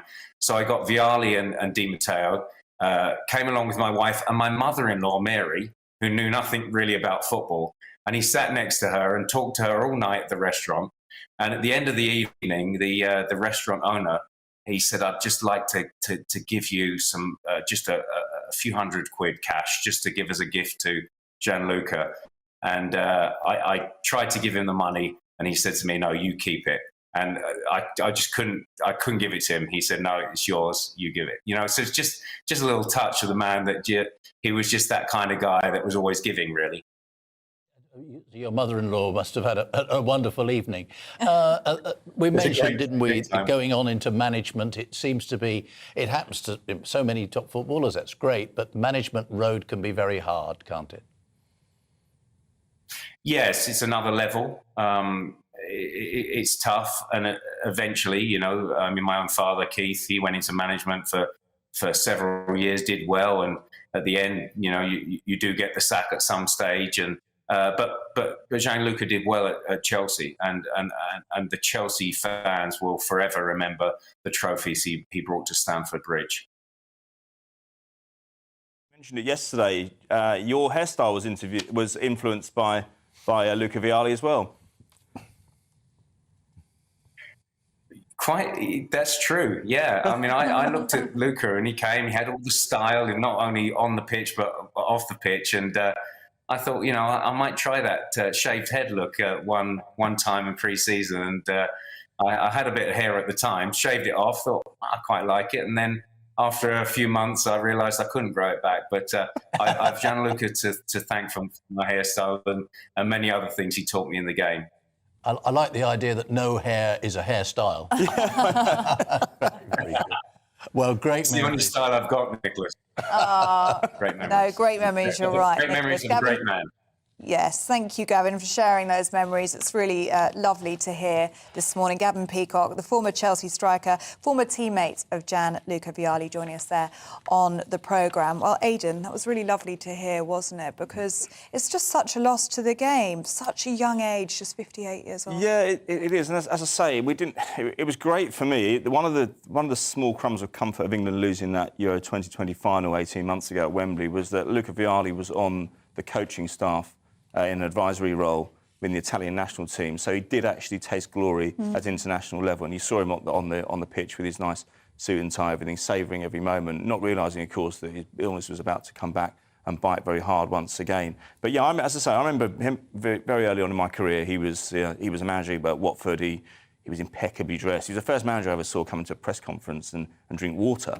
And it was kind of, I'd be asking these questions, and sometimes it was only Watford, and they were meandering to the end of the season. There weren't many media people there, and I was one of the few. And he always had time for me. He was great. Oh. Yeah, well, great memories of Vialli. Gavin's dad as well, by the way. He mentioned his dad. Gavin's father was the first ever substitute in football.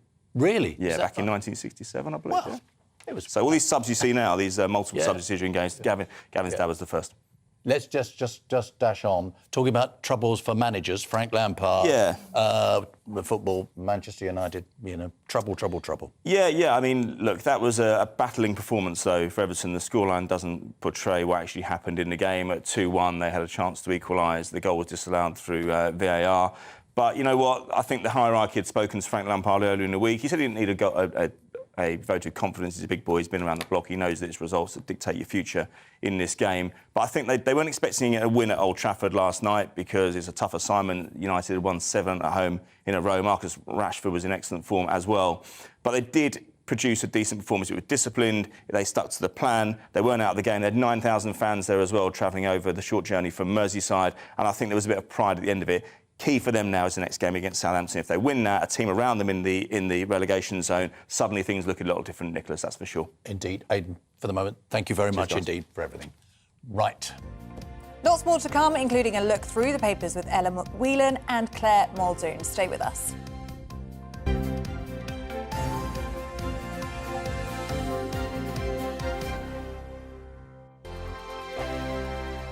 We are GB News, and we'd like to say thank you to each and every one of you for bringing us your conversations, for helping our great nation find its voice. We are here for you on radio, television, and online, across England, Scotland, Wales, and Northern Ireland. It's not the BBC, you actually get your facts right. We are proud to be GB News, the People's Channel, Britain's news channel. Monday to Thursday, 9 p.m. till 11 p.m. Join me, Dan Wootton. I'll bring you the sharpest takes and hottest debates. Do you not believe in prison? I don't believe in prison. I'm completely stunned. I guarantee you there'll be no spin, no bias, no censorship. I actually was personally quite offended by it. And no reason to go to bed. So I guess they've always been quite woke. That's Dan Wootton tonight on TV, radio and online. Monday to Thursday from 9 p.m. till 11 p.m. on GB News. The People's Channel, Britain's news channel. My name's Tom Harwood and join me 9:30 a.m. every weekday for The Briefing, your one-stop shop for everything you need to know about what's going on in politics today. I wonder if this is a deal that might need to be like the biscuits in this factory, twice baked. Is there not an opportunity here to win out against the extremes? Tom Harwood, GB News. What are you going to do about it? Things should have been done differently, and they certainly are being done differently. Don't miss it. The Briefing with me, Tom Harwood, 9:30 Monday to Friday on GB News. Every morning from 6 o'clock, we'll wake you up with GB News Breakfast with all the stories you didn't know from the night before. So whether it's serious news, entertainment, or your own views from all over our great nation, we're here to kick off your day with a smile. The national media should be reflecting and reporting what's happening here. You will notice the northwestern accents. Whether you're with us on TV, radio, or online, every morning, it's breakfast from 6 a.m. Hope you can join us. We are GB News, right across the nation. You can get us on television, on radio, on digital. We're absolutely everywhere. Amazing! You see, amazing! You remind me of me in the European Parliament. But here's the most important bit. We are not part of the mainstream establishment. We think and speak just like you do. We are the People's Channel. Magnificent. That's really, really thoughtful. Come and join us on GB News, the People's News Channel. Join me, Nana Akue, Saturday and Sunday afternoons on GB News. Expect fiery debate and passionate discussion as me and my panel tackle some of the biggest topics hitting the headlines. It's a place for everyone's opinion. No one gets cancelled, but no one gets an easy ride. Oh, she's on it today! Be ready for conversations that are fierce, frank, and of course, fun. Every Saturday and Sunday afternoon from 4 p.m. on GB News, the People's Channel. We are GB News, the People's Channel. And right across the United Kingdom. You can find us on Sky Channel 512. Virgin Media Channel 604. Freesat Channel 216. Freeview Channel 236. And YouView Channel 236. You can also take us with you on DAB Plus Radio. With the GB News app and at the website gbnews.uk. We're absolutely everywhere. Come join us on GB News, the People's Channel, Britain's news channel.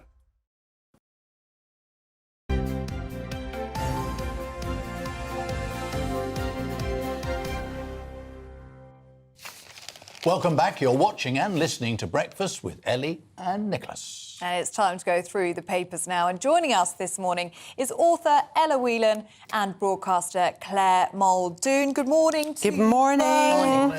Thanks for being here with us. Ella, let's start with you, shall we? And it's the crisis in the NHS. A quarter of patients left waiting for A&E admission. This is in The Guardian. Yes, so, throughout the programme and pretty much endlessly we've been discussing the crisis in the NHS. It is a crisis that never goes away, an ongoing crisis. And new figures out showed that I just wanted to highlight, because it's quite remarkable, that almost 27% of people waited with crews for more than an hour who were in an ambulance, that more than 43% of ambulance arrivals waited more than 30 minutes. So basically the chances are, if you call an ambulance at the moment, whether, for whatever reason, and you're going into hospital, you are going to face some kind of, a high proportion of you are going to face some kind of significant wait.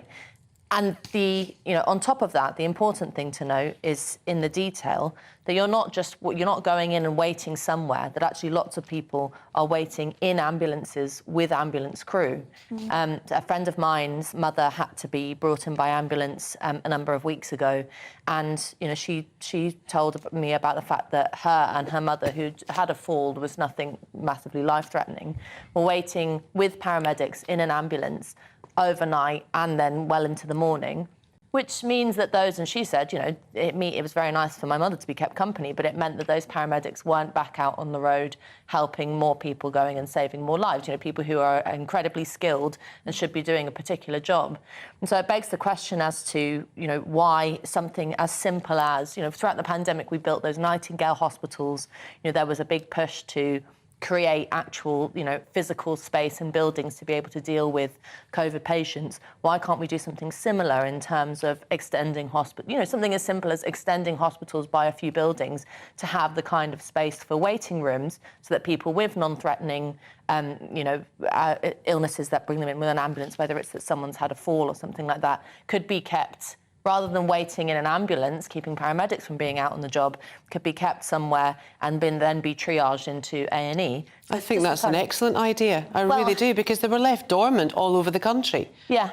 How many of them are actually used? I would say none. And there was the impetus throughout the pandemic to do something like that, which I think should be celebrated. There's this sense that we have to do something, let's actually put some bricks in the ground. But all of that seems to have gone. And The Guardian quotes the Health Secretary, Steve Barclay, who says that the focus is to get people out of hospital who are fit to leave, which is a part of this. There is part of a problem is that once you're in hospital, lots of people, particularly on the older spectrum of age, get to, are left there when they should be brought home much quicker.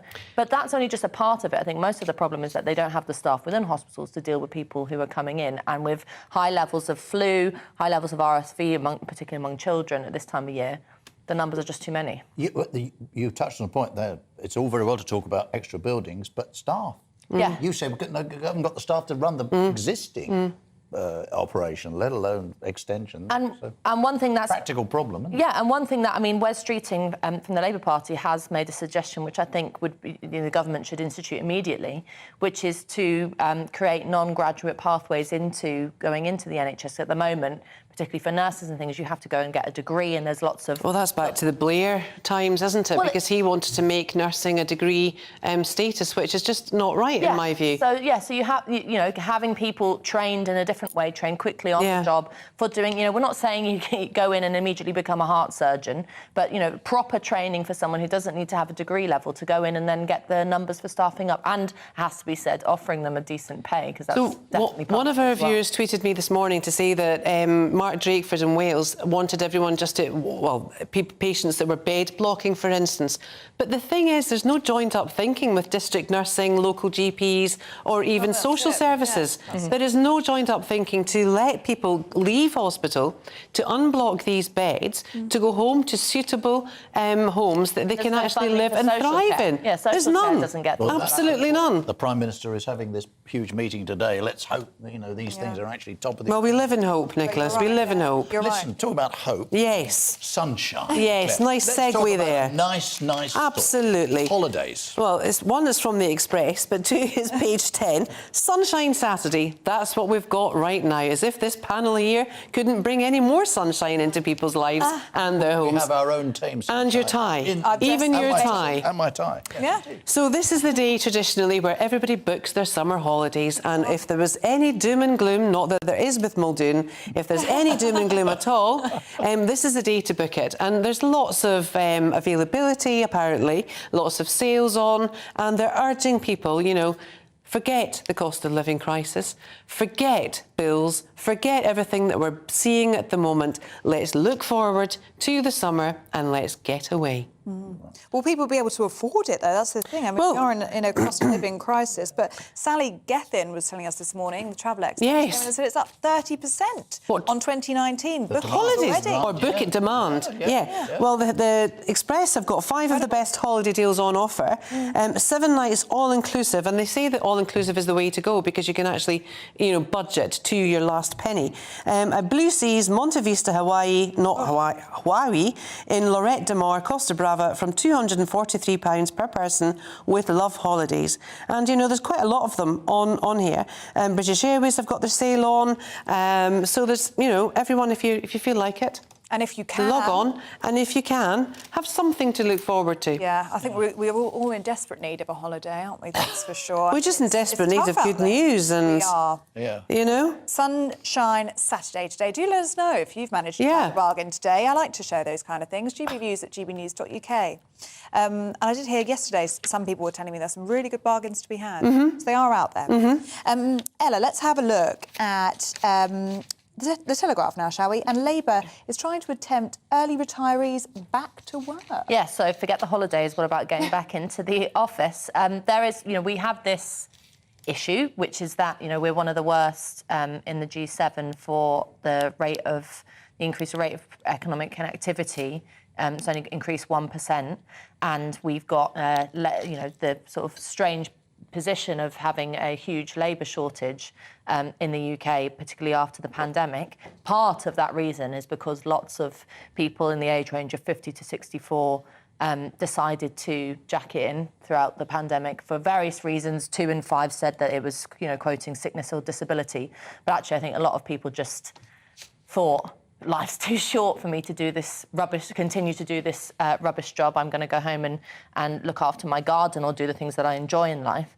And but it does pose an issue that we don't have as we were just talking about the NHS. We don't have enough people to get in and do the jobs that need to be done. And so Labour's solution to this is to tempt the over 50s to go into get back to work lessons. You can tell there's a kind of an air of cynicism in what I'm saying, because I think a lot of this is probably slightly insulting to those who are over 50.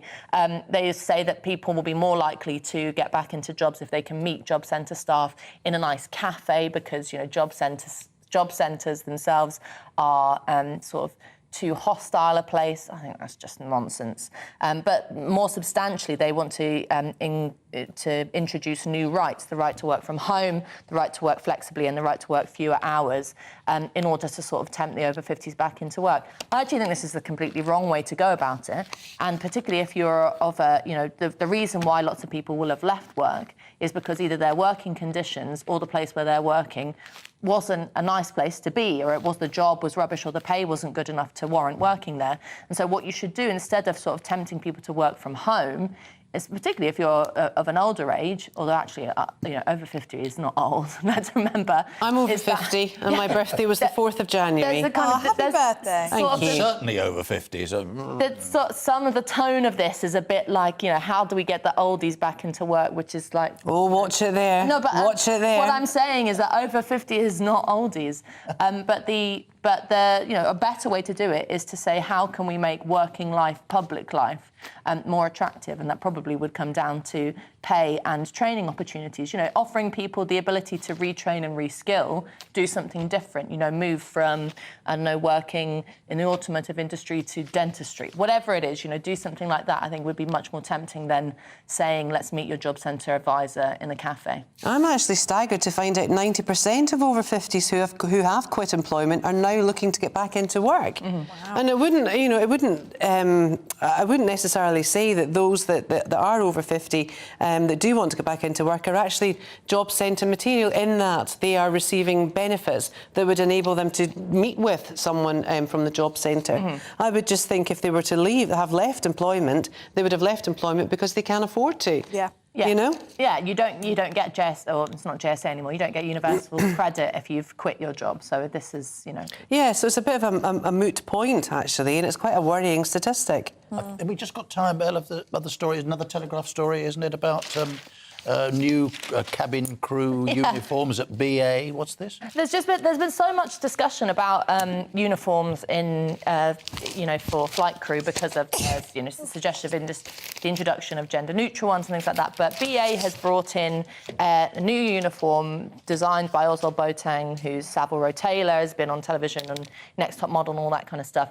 But one of the pieces is a jumpsuit, and so some of the crew have been suggesting that if you're on a long flight with lots of demanding customers and someone banging on the door asking for another cup of coffee, and you're fiddling with the zip on the back of your jumpsuit and not able to get to the loo quick enough, that might be an issue. I mean, it is very stylish. Oh, I think it's very cool. I think it's really lovely. Yeah. But you probably do need a fellow crew member to zip you in and zip you out. And let's face it, the toilets aren't that big. No. Yeah. and being a woman of a certain age. If you are listening on the radio right now, it's a navy blue jumpsuit with a red necktie and kind of red detailing on the sleeves. It's fashionable, I'd say. Very cool. Perhaps not practical though, and that is the point, isn't it? Yeah, and I mean, the men are offered a three-piece suit and women are offered these kind of things. I happen to think actually women in three-piece suits or something similar is very nice. And actually at the bottom, you won't be able to see this, people who are listening on the radio, but they've got a runway style throughout the ages of all the different kinds of flight crew. And I think we should bring back some of the old styles, some of the kind of. And I think one of the most iconic there is the number 3, which was the Paul Costello cabin crew of 2003. I think everyone would look at that and think that was the one of the... Can you describe that? You know, the dress? Well, it's a dress with the red, white and blue logo on, and then a navy jacket, single-breasted jacket, with the navy hat on top, with the navy coat and the navy shoe and the navy tight for the female aircraft crew, which was lovely. And I think everyone would note it. It's quite iconic. That and number 5, which was the Calvin Klein one, which was the straight red, white and blue. And I think, to get all these, get British Airways, which is our national airline, to get some pride back into it, it'd be lovely. And I think the new chief exec is making all the right noises. He's brought back in the ability for you to have a drink and a snack on the aircraft instead of charging for it. So I think they're definitely making the right moves to make travelling on our national airline as best as it possibly can be. That's all. Claire, Ella, for the moment, thank you very much. Yeah. Thank you. Look at the papers there. Now, financial New Year's resolutions could help British people retire, which is interesting, because that's what we're talking about just now with Ella. It could help them retire almost a decade earlier than planned. That's according to a new survey. Yeah, research by Unbiased, that's an organisation, revealed that Brits are willing to give up luxuries such as takeaways, coffees and nights out in order to save money and tackle the cost of living crisis head-on. Yes, this comes as only 27% of those surveyed disclosed that they were debt-free. Well, we're joined now by the Chief Executive and founder of Unbiased, Karen Barrett, who knows a bit more about that. Very good morning too, Karen. So, listen, we've been talking about people getting back into work, but this is suggesting that lots of people actually want to get out of the workplace and are willing to give up a lot to do it. Well, I think we're seeing the impact of the cost of living crisis, because our survey actually showed that 72% of people were really well acquainted with their bank balance, their incoming and their outgoings. And we've never seen numbers like that before. So people are acutely aware of the money that they have to spend at the moment. It's interesting. It's January. You've just been talking about it being Sunshine Saturday. Well, we normally have our busiest weeks ever where we're connecting people with financial advisors. We've been busy last week and we're seeing that continuing. So it's interesting that people are booking holidays, but they're also really wanting to get their finances sorted. What our survey also showed was that people, maybe because it's January and they're cutting down on drinking or, their coffees or lunches when they are in the office, they're looking at saving money in other ways. And I think really that goes hand in hand with trying to set some new financial habits so that people feel better prepared for the future. So that's what we've seen from our survey.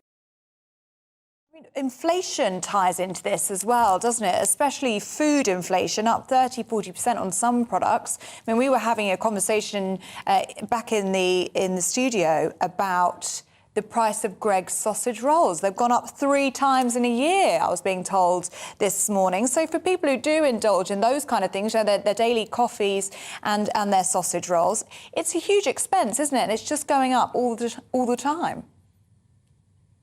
Absolutely, it can really add up when you're going and getting a coffee that's £3.20, £3.80. We're not saying stop all the things you enjoy. We're saying now is a really great time to analyse your spending, you know, actually understand where your money is going.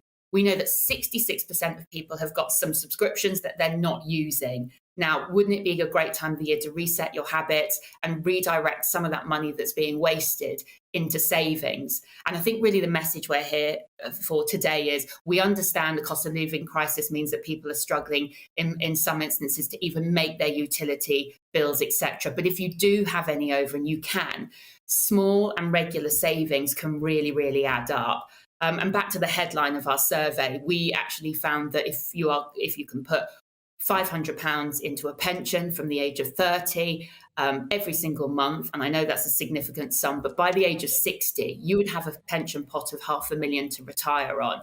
So with some financial planning and with some financial advice, you can really ensure that you're in a good position for the years to come. So I think really it's about making choices. Money shouldn't be controlling you. You should be understanding what you have and then making confident choices about what you're doing with that money.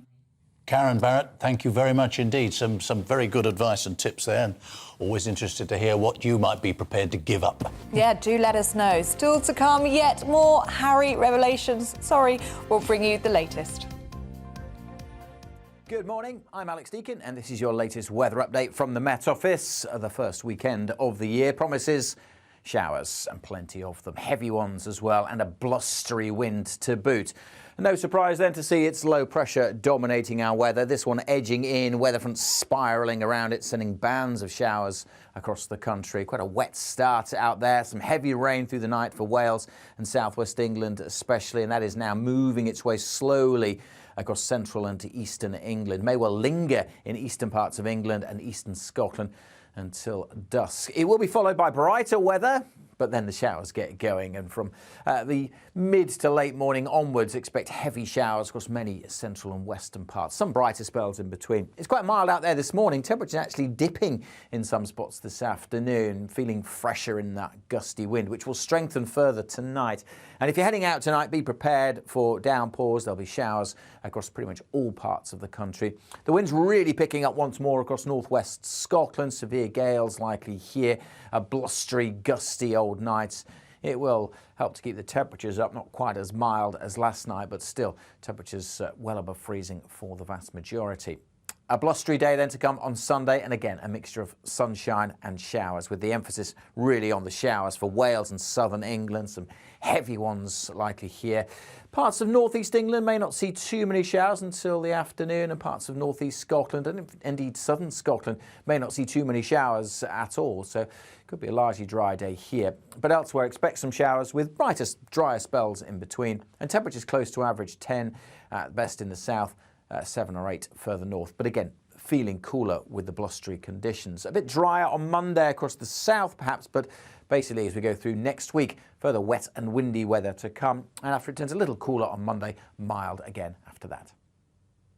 He's the king of breakfast TV, and he's back and returning to his throne. This is Breakfast on GB News with Eamonn Holmes and Isabel Webster. Good morning.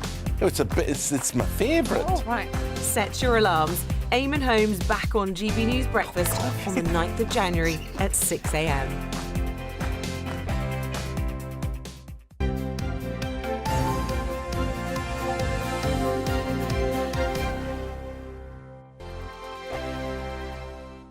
Hello there, it's Eamonn Holmes here from Breakfast on GB News. We're not just on your television and your screens, you know. We're on DAB plus digital radio, so you can listen to your favourite shows on the move. If you've not yet listened to GB News Radio, it's very simple. We're on your radio player and TuneIn apps, on your smart speaker, phone or tablet, or online at gbnews.uk. Take us with you wherever you go. GB News Radio. You never have to miss a moment of the People's Channel.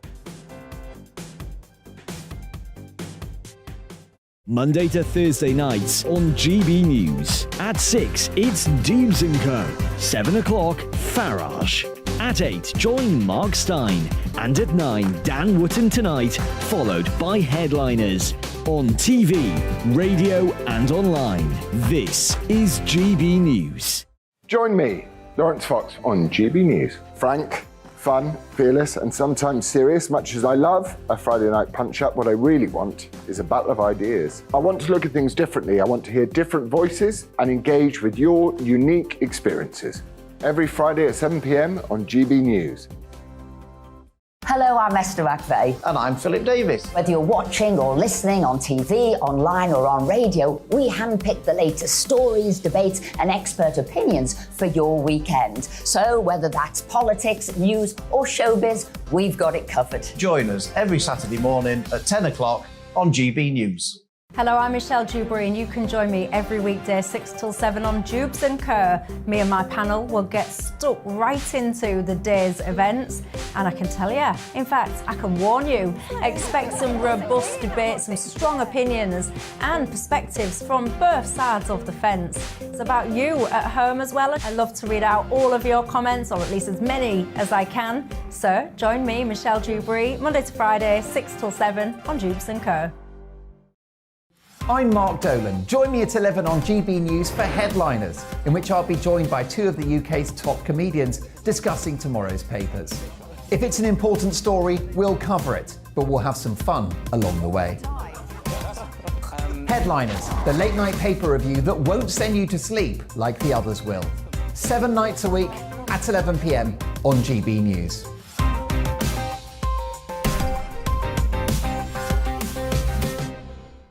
Monday to Thursday on GB News, it's Bev Turner Today from 10 a.m. We're going to be here for you, our GB News family, to keep you up to date, but also make you smile. The guy went from puberty to adultery. And I can't wait to bring a few of my own opinions. I have no time for cultural totalitarianism. We'll engage in passionate, but always polite debate, with your thoughts and opinions at the centre of it all. Only on GB News, the People's Channel, Britain's news channel.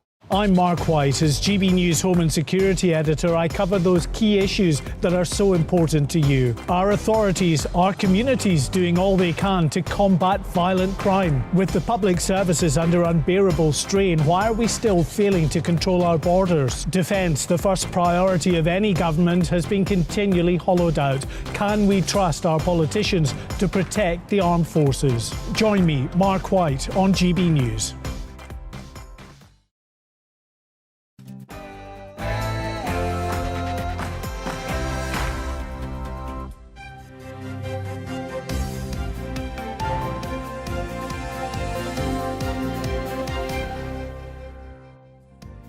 The royal rift rumbles on, with reports Prince Harry tried to cancel the publication of his controversial autobiography. Good morning, it's 8 o'clock on Saturday the 7th of January. This is Breakfast on GB News with Ellie and me, Nicholas. Here are your top stories this morning. The Duke of Sussex's admission of killing 25 fighters in Afghanistan has caused concern in the military community, while a Taliban leader has called it a crime against humanity. Has Harry put the security of the royal family at risk? And did he really have second thoughts about publishing that book? Prime Minister Rishi Sunak will hold emergency talks with NHS and other care leaders today in an attempt to combat the crisis that's threatening to swamp the National Health Service. However, is it just a sticking plaster on a much bigger problem? And it's the final day of industrial action on the railways for now, but with more strikes likely later in the new year. Following months of disruption, how much damage has been done to communities and regions cut off from the network? As ever, you can join in any of our discussions by emailing gbviews@gbnews.uk. Love to hear from you.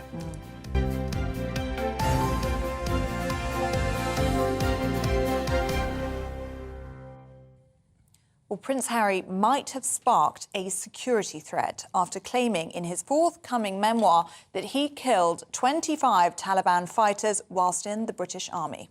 In his autobiography, Spare, due to be released officially in a day or so's time, but widely leaked over the past couple of days, the Duke of Sussex says he didn't think of the 25 fighters he killed as people, but as chess pieces.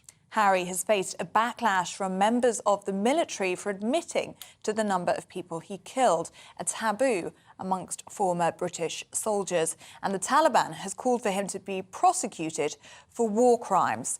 Well, joining us now is former Royal Close Protection Officer Simon Morgan. And good morning to you, Simon. Thank you so much for joining us. So what do you make of Prince Harry's comments, particularly those on killing 25 Taliban fighters? How much does this put himself at risk, but also his family? It's certainly a head-in-your-hands moment from a security professional and a protection officer, because that has very much changed now the dynamic of that threat and risk. As a professional, you're always looking to reduce that as best as you can and putting mitigation and contingencies to make sure that your principals are safe. But when that dynamic changes, then this is certainly something that you could do without. Yeah. And now, when it comes to Prince Harry, there's been a lot of discussion about his security, and he got very cross about things. Just explain to us what the situation is. When he's in this country, he and Meghan and his family and so on, they're entitled to protection from people like yourself, or the job you used to do.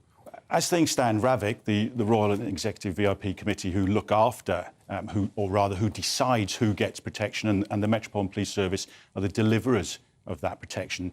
They decide on a threat and risk basis kind of who gets what. And when the Sussexes decided to step away from royal duties, that protection was withdrawn. It's constantly under review because there is a duty of care that the police service have to those dignitaries. And when you look at the threat and risk, that's the base point that every protection operation has to have. You look at it to see whether, with regards to that threat and risk, it's actually perceived, or is it kind of actual? And is that risk generic or specific? So that's your base level that you work towards.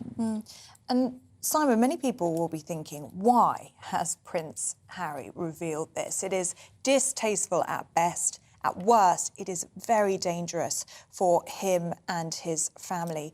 How much do you think that has upped in recent days? And do you think there is a school of thought that this is intentional in order to increase his risk and therefore increase his security? Do you think that could be the case here, or do you think that it's just plain stupid? Well, certainly dealing with your kind of question with regards to increasing his risk and possibly looking at his security, that's an ongoing case at the moment, so it was possibly unfair to kind of discuss that. But it certainly has changed the profile of that risk. The Taliban have already responded and called him kind of a war criminal. So therefore now you've got to put in that the security services and the intelligence analysis will be looking at that to see whether those statements actually have any influence attached to them. Will they influence people kind of to do something against British assets? Because that's how it's looked at. You're looking at a threat and risk against British assets that's currently substantial, meaning that an attack is likely. We go up to severe, meaning it is highly likely. So how we move now between those two barriers. And it's not just against the Sussexes themselves because of these statements.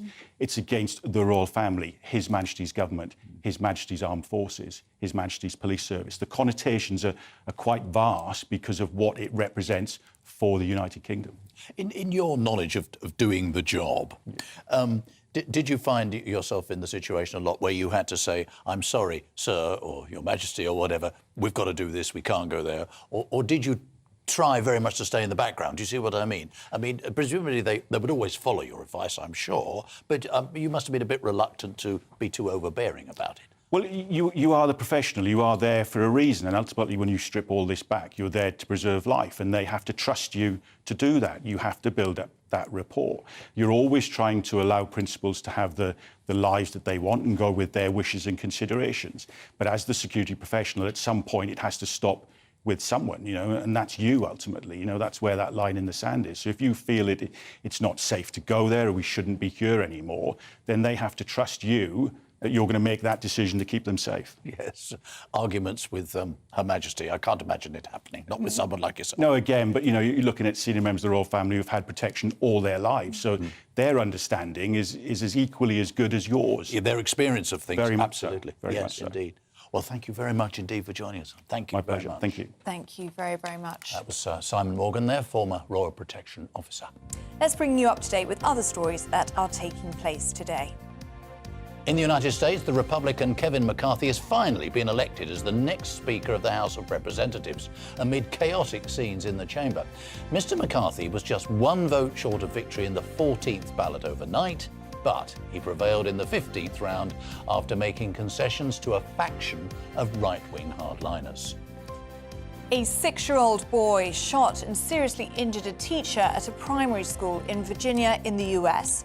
Police say the 30-year-old woman's injuries were initially thought to be life-threatening, but her condition has improved in hospital. It's unclear how the child got hold of the handgun.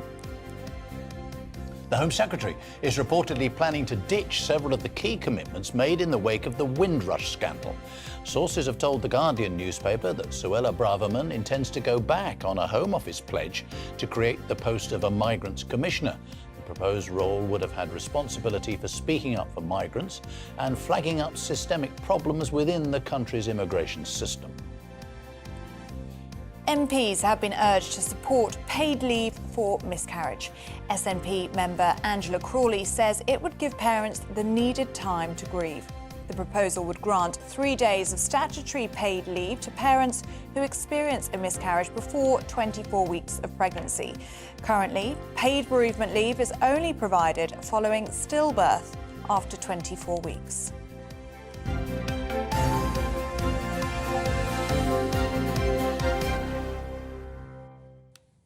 Now, the Prime Minister will hold emergency talks with NHS and other care leaders today in an attempt to reverse the crisis threatening to swamp the National Health Service. But Mr Sunak has been warned that this meeting is unlikely to reverse the NHS's fortunes, which have been blamed on years of inaction. Well, here to discuss more is a former Labour advisor and associate editor of Labour Uncut, Kevin Marr.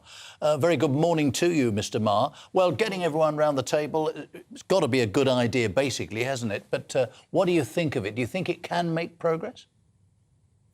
I think Rishi Sunak's got a very, very big challenge in relation to the NHS, and one that's been bequeathed to him by his immediate predecessors. The problems of the NHS, resolving them on the political timeline that Rishi Sunak has got left. He's got 18 months before there's a general election, and the NHS is in a pretty bad state. There's a kind of perfect storm of issues. We've got a fundamental gap between the capacity of the NHS and the demand for services. We've had a failure over many, many years, successive governments, to predict and provide the right blend of workforce to build our own workforce for the NHS. We've got 130,000 vacancies at the moment. And of course, the NHS kind of hobbled into COVID, carrying at least 100,000 vacancies. So we've got some big problems there where trusts are robbing Peter to pay Paul to find nurses, to find clinicians, specialists, and we're robbing effectively the healthcare systems of developing countries to try and fix these gaps. There's a need for kind of long-term solutions here. But the problem Rishi Sunak's got, he's got 18 months, and he's got to make a big difference at the NHS front door. So this is how people experience healthcare. So you need a GP appointment. You want to go to A&E and not have to wait for 8 hours, and you want to call an ambulance. You want to expect that an ambulance turns up. And at the moment, the public can't be sure that those things will happen. And that is a political crisis for him. It's absolutely toxic. So he's got to do something about it. So what he's trying to do today, classically as a Prime Minister, is pull the issue towards him and give it his kind of prime ministerial authority that he is going to sort this out. Now, the difficulty for him, as I suggest, some of these problems are very, very long term, require an awful lot of money. And what we've seen, over the last 12 years of this Conservative government is, the total spend on the NHS as a share of national income has fallen from 8% to 7%.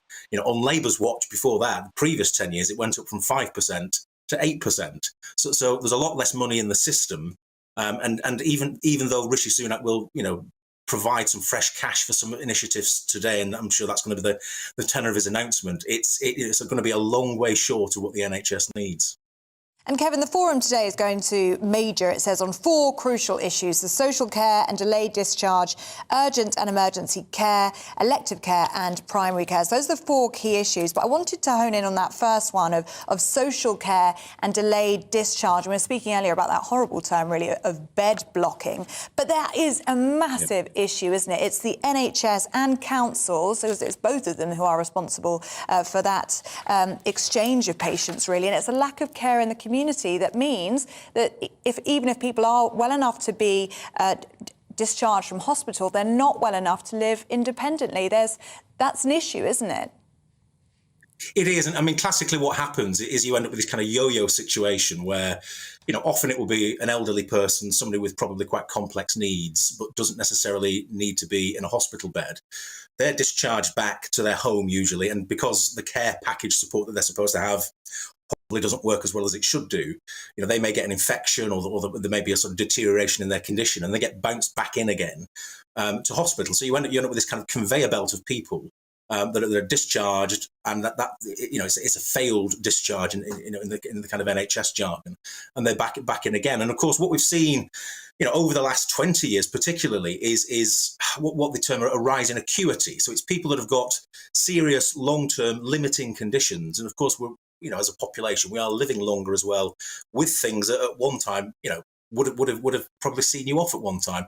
Now people are living an awful lot longer, and the resourcing of that it has just not kept up. It's as simple as that. And so as a result of that, when we get COVID, when we get winter pressures, we get winter flu, you know, it pays a very, very heavy price on people with underlying conditions. And the NHS is not really geared up, and social care not really geared up to address these issues properly. Now, what's happened, of course, is that Boris Johnson tried to bite the bullet, as Theresa May did before him, of how you fund social care, big costs attached to it. Rishi Sunak's kicked the can down the road for a couple of years to try and fix some of the other problems that he's got in his in tray at the moment. But this problem does not go away. And at this time of year, when the weather isn't very good and acuity rises, it puts real pressures on the NHS. And what you're hearing from people on the front line is that this is, you know, we're in the worst kind of crisis that the NHS has ever faced. Now, people sometimes say that, you know, as a kind of immediate response to short-term pressures, but I think people are now sensing we've got some real long-term problems with the NHS that require better management, more integration of social care, and it frankly requires more money going into the system. Is it also the case, I know this is not, of course, the Labour Party's attitude at all, but is it not also time to start thinking about the basic funding of the NHS itself, adopting some of the lessons learned from other countries, people who can afford to pay something into it? Isn't it really time that we all just grew up a bit about that and started thinking what has been the unthinkable ever since 1948 and so on, since the NHS was founded? I mean, we have this conversation in politics, in British politics, quite frequently. But the kind of fundamental point is that, as a share of our national income, we spend less on healthcare than many other countries that have got perhaps better funded healthcare systems than we have, or potentially systems with some measure of private insurance and all the rest of it. The NHS, as a model, is still pretty efficient. What it's had in the last 10 years, frankly, is just not the finance to keep pace with developments. And as a result of that, you know, Rishi Sunak's now got a problem of trying to turn an oil tanker around in 18 months, which he's not going to be able to do. So it's going to fall back to a focus on the NHS front door, you know, A&E and GP, and the experience people have of that. If you can make a dent there and make some improvements there, then he'll think, well, that's as much as I can probably do in the time that I've got. But sitting right behind all of this, of course, is the fact in the NHS in England, we've got, you know, a backlog of 7 million elective surgeries that have been pushed out mainly because of COVID, and mainly because of some of the structural problems that predated COVID as well. So there's a lot of people here, a lot of voters who have a direct experience of the NHS not being match fit for them. And, you know, the danger for Rishi Sunak and the Conservatives is they take it out on them in 18 months' time at the general election. Indeed. Kevin, Mark, many thanks. Thank you for joining us. Thank you. Now, train companies at the heart of a long-running rail dispute have made hundreds of millions of pounds in profits since the government put them on new contracts when the COVID-19 pandemic hit. That is according to union claims. The 48-hour strike continues with over 40,000 workers across Network Rail and 14 train companies in the long-running dispute over jobs, pay and conditions. National Rail says that passengers should only travel if absolutely necessary. That's become very familiar to all of us in recent weeks. And today is the last planned strike for now. Well, joining us now is our South West reporter, Jeff Moody. I see. Oh, Jeff, is that an umbrella I see there? Is it raining in the South West? Surely not. Surely not. But in addition to problematic weather, travel has always been a bit of a difficulty, particularly by rail in the part of the world you're in. Well, it has, absolutely, Nick. We always hear when these strikes happen that there'll be very few trains west of Bristol, or there'll be very few trains west of Exeter or west of Plymouth even. So it is the case that the South West does seem to be more affected than other places. As you say, this is the last of the strikes for this week, but there is expected to be further disruption tomorrow as workers return to work to find that their stock could be anywhere on the track, and they've got to get all the rolling stock back to where it needs to be before normal service can be resumed. But earlier I spoke to David Davidson from Network Rail, and I asked him why the problems in the South West seem more acute than they do anywhere else. Essentially, we rely on contingent managers, contingent signallers who are managers who hold the safety critical competency to operate the trains. We only have a small amount of managers, and we just don't have enough managers to cover the whole of the area.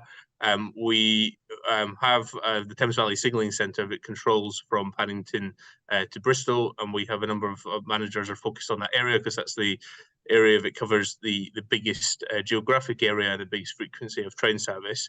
Once you get past Bristol, we have a number of smaller locations, signalling locations, and we just don't have enough contingent staff to staff these locations. So there you go, the problems in the South West caused by the lack of signal workers. He was saying there that this situation should improve over the next few years, but that's not much good at the moment, is it? Well, we're hearing that the government will be sitting down with the rail unions on Monday to try and thrash out a deal. There has been some bit of a breakthrough when it comes to guards on trains, and we're also hearing in the last hour that ASLEF have been offered a 4% rise that's been backdated for a year. They're yet to put that to their members, so we don't know whether there'll be more strikes or not. Mick Lynch, of course, is saying that this industrial action could go on until May. Oh dear. Oh, Jeff Moody, we're coming away from you just in time, I think. Go and keep yourself dry. Thank you very much indeed. Go have a nice cup of tea, Jeff, I think. Warm yourself up. Nice out there. Getting lots of views in, are we not? We certainly are. Brian's been in touch with us this morning. Good morning to you, Brian. You could arguably compare rail strikes to oil protesters, he says, in that they both stop people from getting to work. And John says this: I have no sympathy for rail workers. It's not fair, as my wife needs the service to get to and from work and has no other way of getting there. She works for the NHS. Yeah, very, very difficult for people, especially in key roles, and they can't work from home. And Chris says, I've lived in France for over 40 years, and I can tell you the French rail service is just as bad as the British one. Yeah, indeed. That point is not made often enough, I think. It's all very well we think about the French having those lovely TGV fast trains, but local services can be pretty rubbish, I have to say. Yeah. Sorry, France. And they see their fair share of strike action as well, don't they? Indeed. Let's talk about Prince Harry, shall we? Getting you talking today. It has done for the last couple of days. Debbie says, though I do not condone Harry's comments, I think Charles is wrong to bury his head in the sand. It's time he took charge of his child's behaviour, however old he is. Interesting. Susan says this: Prince Harry has put not only his family, but the British people in danger. It's time for their titles to be removed. Yep, and I'm sure lots of people would agree with that today. And Bernard's been in touch. I wouldn't dream of risking the lives of my family and myself in the way that Harry has. What was he thinking?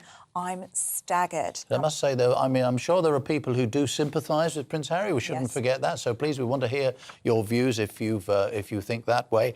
There's a dry January. This is a lovely one here. We've been talking about, dry January. Are you trying to do it? Have you given it up already? And Ellie was talking about it because you've been naughty. You've already back to the old, back to the bottle. Sam says this. Funnily enough, Ellie, it's also my birthday today. Happy birthday, Sam. Yes. And it's my best friends and my former housemates and my former sister-in-law and my new colleagues and now... and says, and now your mum. Yes, it's my mum's birthday as well today. Oh, that's right, yeah. Yeah. And this is how Sam says, I think we all deserve a drink. We do. We should all be having a drink today. And happy birthday to you, Sam, and your housemate and your sister-in-law and your colleague and everyone's birthday today, it seems. Remember how to get in touch. gbviews@gbnews.uk. Yes, keep them coming in. We'll try and share as many as we can throughout the programme. Plenty more to come, including concern for Adele's health at her Las Vegas residency. That's after this. He's the king of breakfast TV, and he's back and returning to his throne. This is Breakfast on GB News with Eamonn Holmes and Isabel Webster. Good morning. Oh, it's my favourite. Oh, right. Set your alarms. Eamonn Holmes back on GB News Breakfast on the 9th of January at 6 a.m.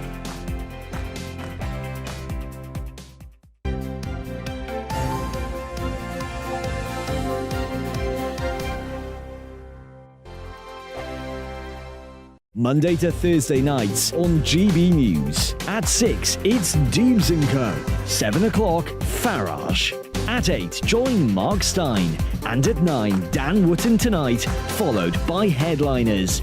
On TV, radio and online. This is GB News. Here on GB News Live, we'll be keeping you in the picture, finding out what's happening across the country and finding out why it matters to you. We'll have the facts fast with our team of reporters and specialist correspondents. Wherever it's happening, we'll be there from 12 noon on TV, radio and online. GB News, the People's Channel, Britain's news channel. We are GB News, the People's Channel. Why not take us home with you by visiting the GB News shop at gbnews.store. You'll find all the official merchandise, a really good present actually for yourself, your friends or your family. We ship across the UK mainland at no extra cost. GB News, the People's Channel. Join my show Farage, 7 p.m. till 8 p.m. Monday through Thursday. And there you will get opinion, analysis, debate, and I'll cover stories that nobody else dares to touch. You've been cancelled. Join the club. Oh, my goodness me. And then for the last 15 minutes, talking pints. We're over a drink. We have a civilised conversation with someone. We very often disagree, but we do it in a grown-up way. Come and join me on Farage. Monday to Thursday on GB News, it's Bev Turner Today from 10 a.m. We're going to be here for you, our GB News family, to keep you up to date, but also make you smile. The guy went from puberty to adultery. And I can't wait to bring a few of my own opinions. I have no time for cultural totalitarianism. We'll engage in passionate, but always polite debate, with your thoughts and opinions at the centre of it all. Only on GB News, the People's Channel, Britain's news channel. Hi there, it's Stephen and Anne. At breakfast from 6 a.m, you'll always be caught up with everything you need to know, the latest headlines, opinions and debates. We'll bring you the good news and the bad, but most of all, we're here for you. Remember, send in your views and let us know what you would like us to talk about. That's because we're your news channel. And every morning at 6 a.m, it's breakfast on GB News. Join me every Sunday at 6 p.m. for Gloria Meets. In exclusive interviews, I'll be finding out who our politicians really are and what they really think. It's something that you would never want anyone to suffer. I didn't know what channels there were. B, I didn't think I'd be believed. I must have weighed about 7 stone and I'm 5'8". My instincts was to sort of cover this up. I mean, clearly that was a mistake. Join me every Sunday at 6 p.m. on GB News, the People's Channel, Britain's news channel. Hello, I'm Simon Evans. Join me on GB News for Headliners at 11 p.m, where I'll be joined by 2 of the country's top comedians as we take a look at tomorrow's newspapers tonight. If it's a big story, we'll be covering it, I guarantee, but we'll also have some fun along the way. That's GB News headliners at 11 p.m. We won't put you to sleep, unlike some of the other paper review shows out there. So join us, 11 p.m, 7 nights a week.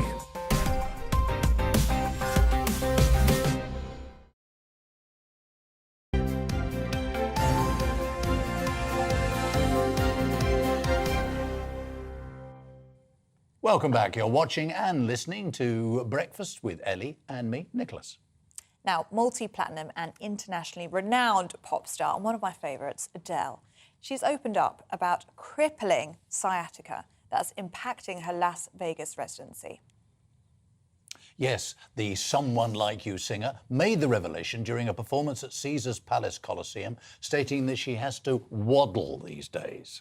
Well, we're joined now this morning by our lovely friend of the programme, Stephanie Tecci, and NHS Dr Daniel Olaya. Thank you so much for joining us this morning. Good morning. So, Stephanie, let's start with you, shall we? Yeah. So, Adele, loved by so many all around the world, but she has been suffering, hasn't she? She has been, and this is her long-awaited residency in Las Vegas at Coliseum at Caesars Palace, Weekends with Adele. And, you know, she had a lot of controversy before when she had to pull out due to, you know, her performances not going well and the stage production. But she sparked a bit of health concerns on New Year's Eve, where she said that basically she has bad sciatica, which is causing her to have to waddle on stage. And she's been quite vocal in saying that she suffered from back pain like half of her life.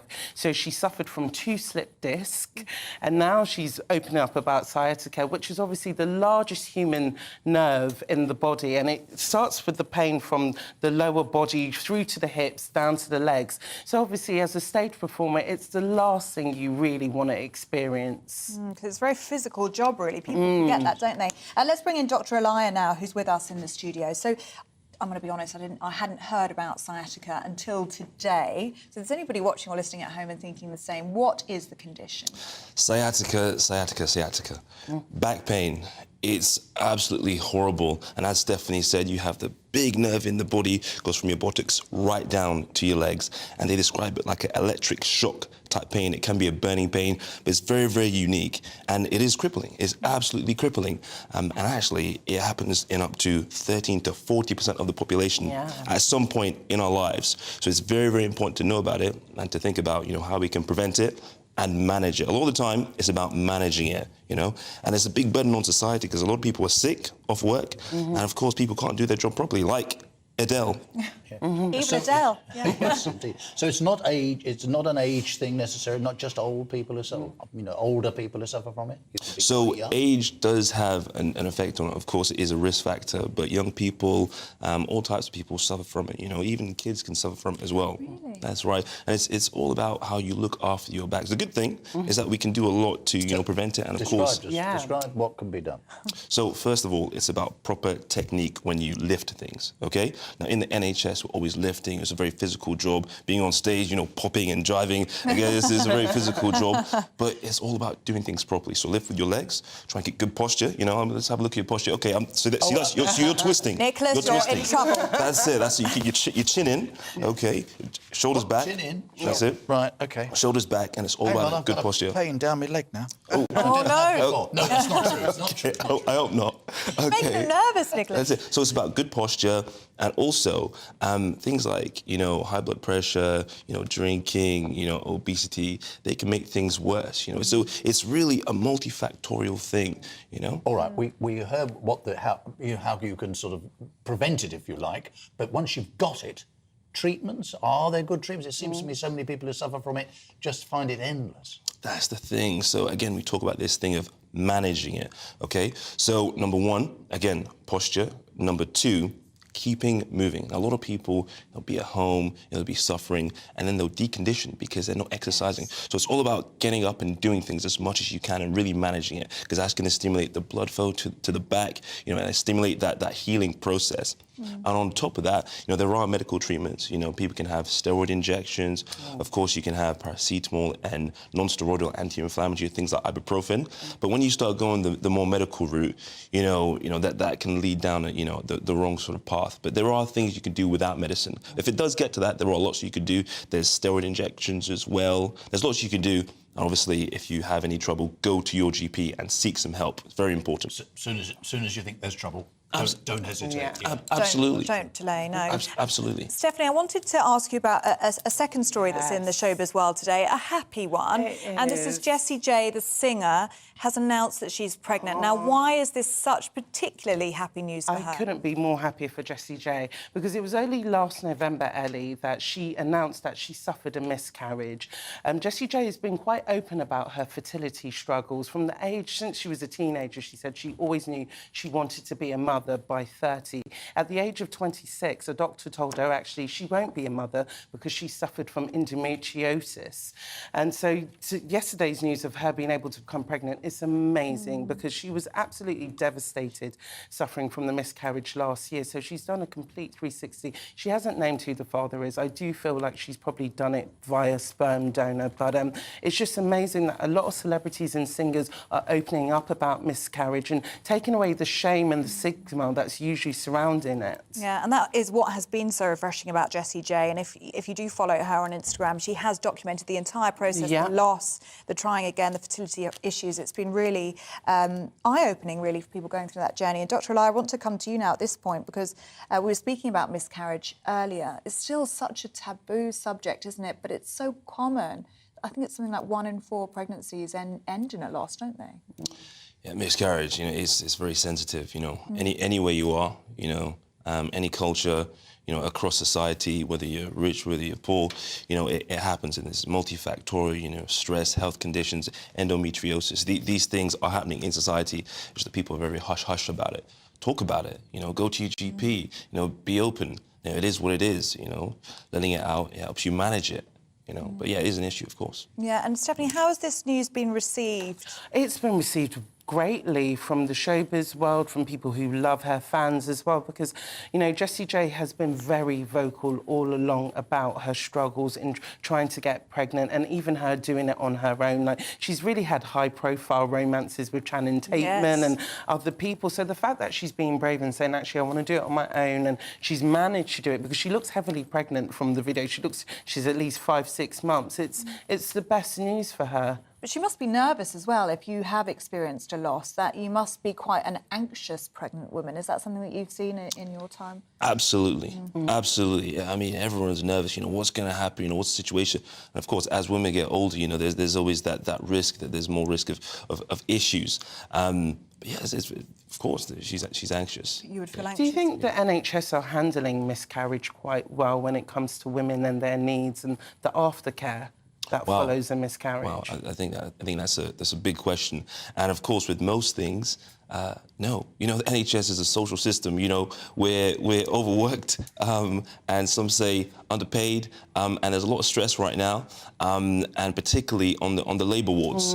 As someone who works on the labour wards, there's a lot going on, and that's where it's happening. Midwives are running around doing their job. The gynecologists, obstetricians, they're doing their jobs. The anaesthetists, like me, we're doing our job. There's so much going on, and when it comes to things like miscarriage, it's hard to stop down and slow down and say, what's happening here? People need that psychological, support. And sometimes if you have the means to get it privately, that's where to go. But answer is no. While we have you here, we've been talking about dry January, and my fellow presenter has admitted... Fallen off the wagon. Well, actually, everybody who's come in the studio and sat next to me that they've fallen off the wagon straight away. But again, we don't want to stop people enjoying themselves, but it's being sensible, isn't it? I mean, there is a kind of straightforward message, isn't there? Absolutely. Everything in moderation. Do you know what I mean? That's my motto in life. Good one. But if you do fall off the bandwagon, if you do manage to drink, just get back on it. Get back on it. There's no shame in that. And actually, it's even better if you get back on it, because that's like, we can do it. I fell off, but gonna keep going. I can try again, maybe, in the latter half of January. But there are health benefits, aren't there, to being sober, or at least decreasing the amount of units that you drink in a week? 100%. Okay, number one is alcohol. Things like wine, they have a lot of calories in them. They're going to make a big difference to things like weight gain. Obviously everyone enjoyed Christmas. We ate a lot. Everyone's trying to get back into the gym. Things like blood pressure, heart health, and the whole host of things that stopping alcohol or reducing alcohol is going to help. So dry January is always a good thing. Always a good thing. And plenty, as we If keep you can saying. do it, that is. I'll try get back on dry January. Stephanie, you going to try again? I am after going to that? try again. I do not like being defeated, especially not by alcohol. And don't so forget I'll what try we said. again. What did you say? No Secco? No Secco. So I've been drinking something called No Secco. So Oh, wow. it's like Prosecco, but minus the alcohol. Oh, No wow. Secco. That is not supposed to Okay. be an ad. No Secco, Schlur. Schlur. There are good alternatives Good now. replacement. I'm a squash man, personally. Squash? I'm a squash man. Fruit squash? That's it. Ah, what's your favourite flavour? Raspberry and summer fruits. Oh. That's me. Nice. Summary. Summary. I love it. Stephanie, Daniel, fantastic you. having you Thank both you. in the studio with an array of topics there. Bags of medical advice, and I'm sitting up straight. Do you enjoy that? That's it. Yeah, Posture, everyone. I'm feeling... You need to work on you need to work on your posture, and I need to work on my drinking. Not that I have a problem. That sounds like I have a really big problem. Ooh, dear. Anyway, Listen, thank you both. back to business. More to come, including a look through the papers with Ella Whelan and Claire Muldoon. Any minute now.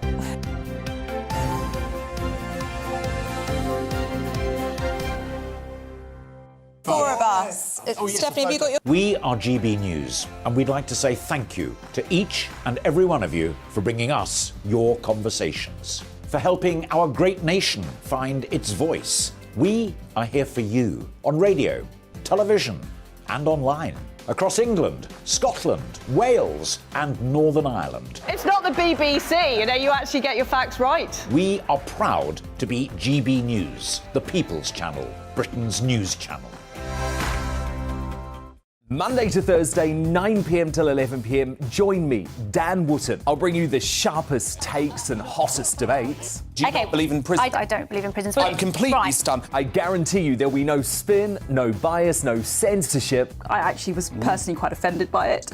And no reason to go to bed. So I guess I've always been quite woke. That's Dan Wootton tonight on TV, radio and online. Monday to Thursday from 9 p.m. till 11 p.m. on GB News. The People's Channel, Britain's news channel. My name's Tom Harwood, and join me 9:30 a.m. every weekday for The Briefing, your one-stop shop for everything you need to know about what's going on in politics today. I wonder if this is a deal that might need to be like the biscuits in this factory, twice baked. Is there not an opportunity here to win out against the extremes? Tom Harwood, GB News. What are you going to do about it? Things should have been done differently, and they certainly are being done differently. Don't miss it. The Briefing with me, Tom Harwood, 9:30 Monday to Friday on GB News. Every morning from 6 o'clock, we'll wake you up with GB News Breakfast with all the stories you didn't know from the night before. So whether it's serious news, entertainment, or your own views from all over our great nation, we're here to kick off your day with a smile. The national media should be reflecting and reporting what's happening here. You will notice the northwestern accents. Whether you're with us on TV, radio, or online, every morning, it's breakfast from 6 a.m. Hope you can join us. We are GB News, right across the nation. You can get us on television, on radio, on digital. We're absolutely everywhere. Amazing! You see, amazing! You remind me of me in the European Parliament. But here's the most important bit. We are not part of the mainstream establishment. We think and speak just like you do. We are the People's Channel. Magnificent. That's really, really thoughtful. Come and join us on GB News, the People's News Channel. Join me, Nana Akue, Saturday and Sunday afternoons on GB News. Expect fiery debate and passionate discussion as me and my panel tackle some of the biggest topics hitting the headlines. It's a place for everyone's opinion. No one gets cancelled, but no one gets an easy ride. Oh, she's on it today! Be ready for conversations that are fierce, frank, and of course, fun. Every Saturday and Sunday afternoon from 4 p.m. on GB News, the People's Channel. We are GB News, the People's Channel. And right across the United Kingdom. You can find us on Sky Channel 512. Virgin Media Channel 604. Freesat Channel 216. Freeview Channel 236. And YouView Channel 236. You can also take us with you on DAB Plus Radio. With the GB News app and at the website gbnews.uk. We're absolutely everywhere. Come join us on GB News, the People's Channel, Britain's news channel.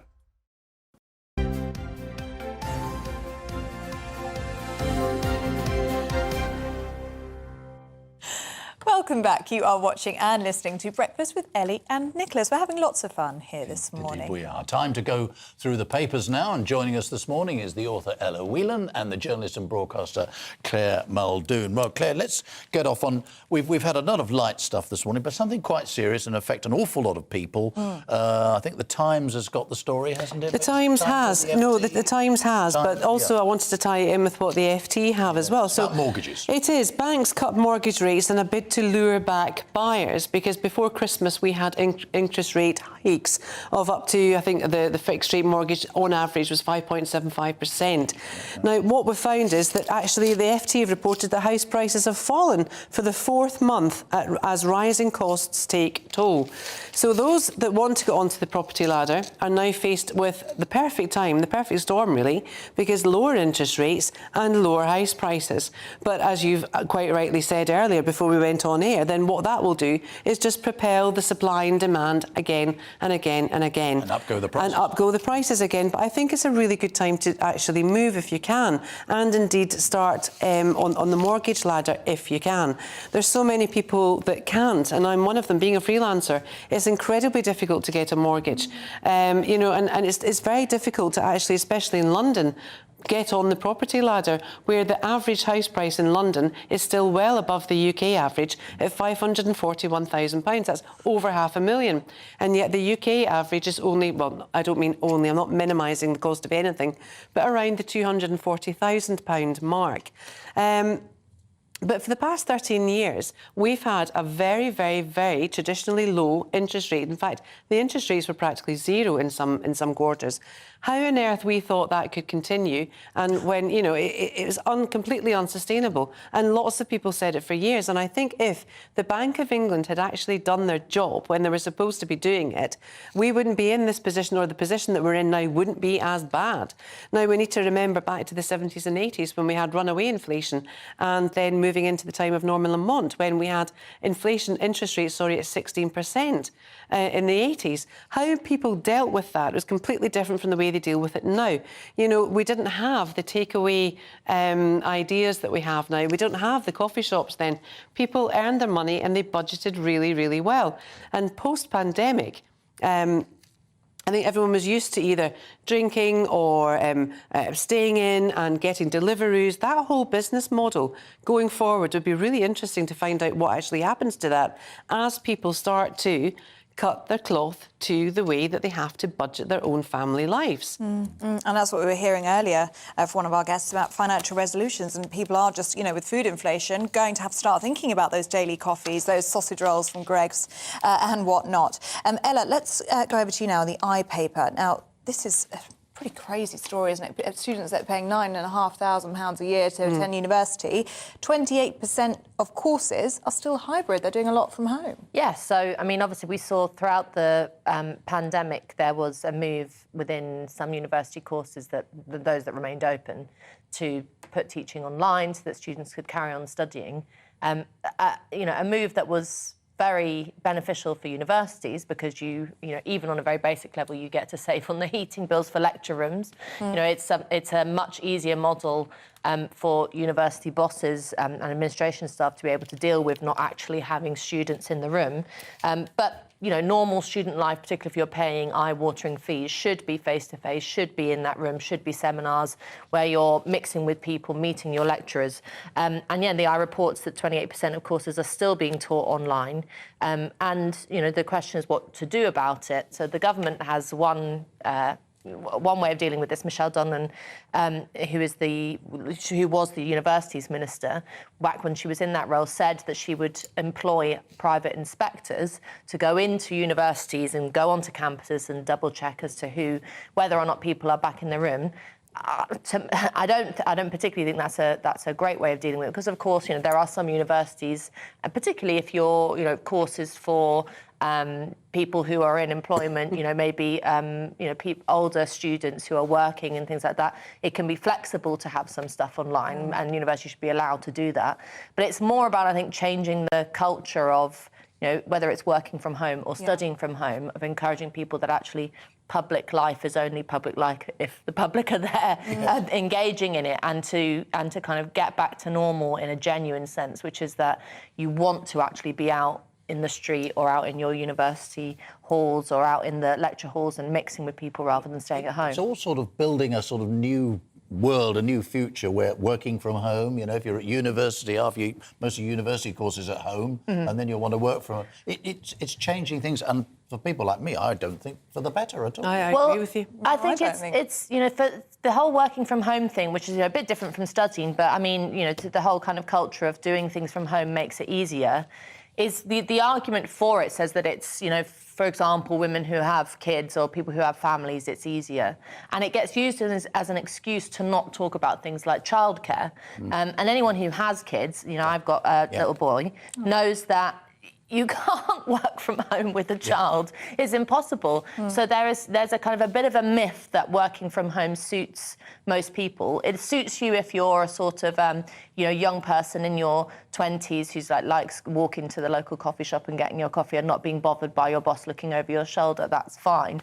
But for most people, actually getting out into the workplace and being able to be paid properly and have a nice place to work in is more important. But it's the life skills as well that kids and students are missing out on. I've got a kid at Leeds University and another one up at Newcastle, and I would hate for them to be spending £9,500 a year and not getting the tertiary education that they, 1, deserve, 2, want, and 3, actually paid for. It's when we were all at uni, when I did my masters and before that, if you went into lectures, you met people. There was there was an interaction. And you've got courseworks to do with it. And then the best bits were the seminars where you got to know your lecturers. You can't have that level of human touch if you're doing it behind a computer screen. Bedroom is terrible, depressing. It just doesn't work. And it can't be very engaging either, just to be sat on a laptop. Ella, is it you as well of looking at the Times story? This is a very important one, isn't it?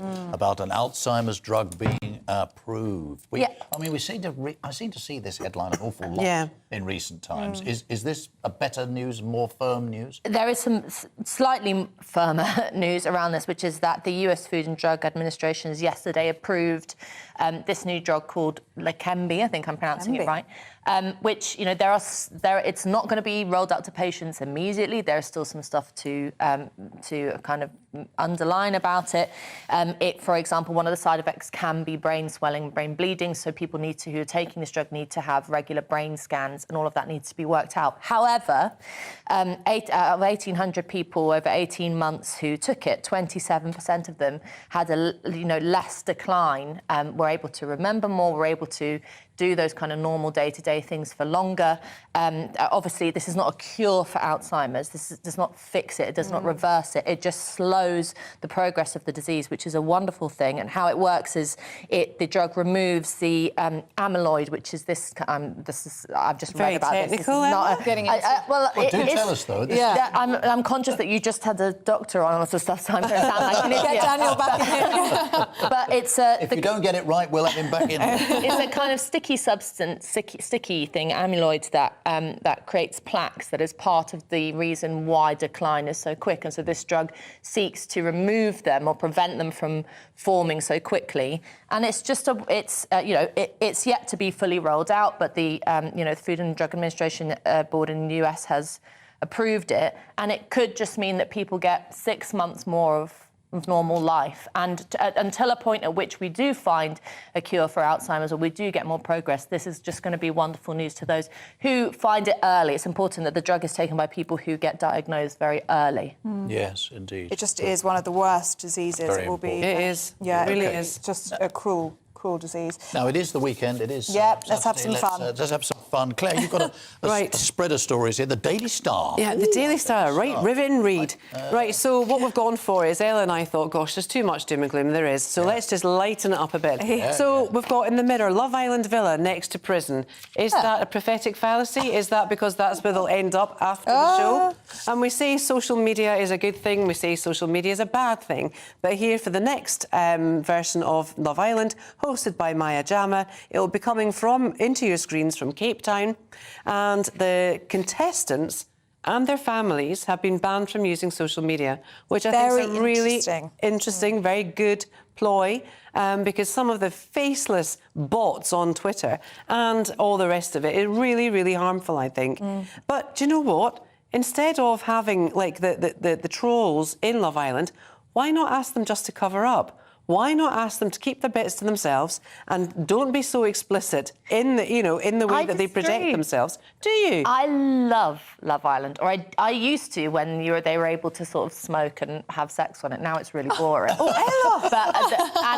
And also I love every year I sit watching it and I watch on my phone all the discussion online because there's a lot of nasty stuff, but there's also some really good sort of mick taking that happens online with people, having running commentaries and things like that. And as I watched it from the beginnings, way back in the early 2000s, where it was much more like you just got a lot of it was a bit like Big Brother. You got some interesting people. Well, now it's all influencers. But it used to be kind of you found casting directors would find a character, someone who was normal but who was some kind of eccentric, and threw them in together, and it was really good crack. It was much better. I think it's too staged now as part of the problem. I think they should reintroduce the booze and fags and let them fight a bit. We seem to have moved into a TV review section, but never mind. OK, now what... this is a great story in The Guardian about TikTok, and what do you tell us? You explain. Well, the thing is about social media, that's the segue in from all of this.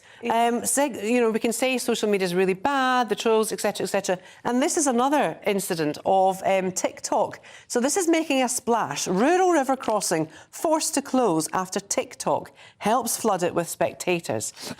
Deep in the English countryside is an ancient river crossing that has been used in various forms for at least 1,000 years. It featured in the Domesday Book, attracted Cistercian monks who built an abbey nearby, and more recently served as a handy shortcut for Nottinghamshire commuters. But Rufford Ford has now been closed. Why has it been closed? Go on. Because the video clips of cars driving through it attracted millions of views online on TikTok. And for our listeners on the radio, there's a good graphic here of a 4x4 going through, which looks like a river, actually. Can you spin it round for us? This is... Can we see that? Rufford Ford. So we've got a YouTuber, Lift it up a little. There we go. There we go. 50-year-old YouTuber. Where are we? Camera 4? There you go. Camera 3? Yeah, that camera will do. All right, OK. Yeah. And we've got people driving through it to make a flood. And what's happened is it's been recorded, and people have gone onto social media to record this and keep going. And it's just made the Ford often resembled a log flume at a theme park as drivers attempted to plough through it. I quite like that story when TikTok comes in and Are you on TikTok? I'm on it, but I just watch. Nicholas, are you on TikTok? I'm not going to answer that question. It goes viral all the time, Claire. Indeed. Right, well, both of you, Claire and Ella, thank you very much. You're very welcome. Really it's good been to have so you fun. I'm both. glad we've had some nice, bright news. Yeah. And we haven't actually mentioned Prince Harry for all about 10 minutes, and that's super as well. We needed that, didn't viewers we? will probably agree, and listeners. Yeah, plenty more to come on Breakfast. After the break, we'll be asking, can Rishi Sunak solve the crisis in the NHS? But first, it's a big question, isn't it? The weather. Good morning, I'm Alex Deakin, and this is your latest weather update from the Met Office. The first weekend of the year promises showers, and plenty of them, heavy ones as well, and a blustery wind to boot. No surprise then to see it's low pressure dominating our weather. This one edging in, weather front spiralling around it, sending bands of showers across the country. Quite a wet start out there. Some heavy rain through the night for Wales and southwest England especially, and that is now moving its way slowly across central and eastern England. May well linger in eastern parts of England and eastern Scotland until dusk. It will be followed by brighter weather, but then the showers get going, and from the mid to late morning onwards, expect heavy showers across many central and western parts. Some brighter spells in between. It's quite mild out there this morning. Temperatures actually dipping in some spots this afternoon, feeling fresher in that gusty wind, which will strengthen further tonight. And if you're heading out tonight, be prepared for downpours. There'll be showers across pretty much all parts of the country. The wind's really picking up once more across northwest Scotland. Severe gales likely here. A blustery, gusty old nights. It will help to keep the temperatures up, not quite as mild as last night, but still temperatures well above freezing for the vast majority. A blustery day then to come on Sunday, and again a mixture of sunshine and showers, with the emphasis really on the showers for Wales and southern England. Some heavy ones likely here. Parts of northeast England may not see too many showers until the afternoon, and parts of northeast Scotland and indeed southern Scotland may not see too many showers at all. So it could be a largely dry day here. But elsewhere, expect some showers with brighter, drier spells in between, and temperatures close to average 10 at best in the south, 7 or 8 further north. But again, feeling cooler with the blustery conditions. A bit drier on Monday across the south perhaps, but basically as we go through next week, further wet and windy weather to come. And after it turns a little cooler on Monday, mild again after that. He's the king of breakfast TV, and he's back and returning to his throne. This is Breakfast on GB News with Eamonn Holmes and Isabel Webster. Good morning. No, it's my favourite. Oh, right. Set your alarms. Eamonn Holmes back on GB News Breakfast on the 9th of January at 6 a.m.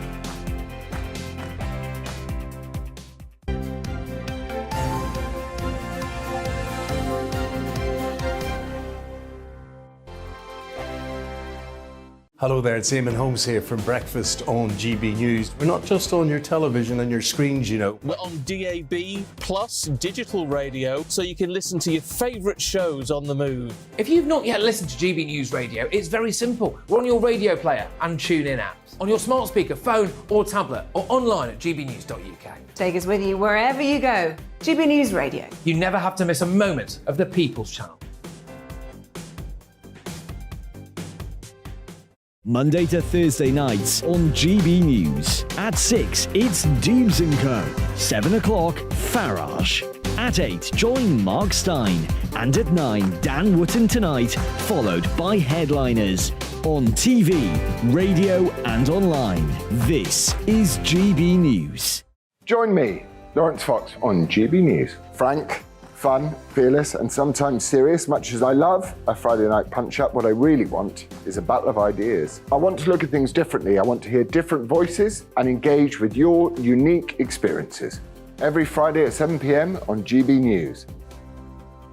Hello, I'm Esther McVeigh. And I'm Philip Davis. Whether you're watching or listening on TV, online or on radio, we handpick the latest stories, debates and expert opinions for your weekend. So whether that's politics, news or showbiz, we've got it covered. Join us every Saturday morning at 10 o'clock on GB News.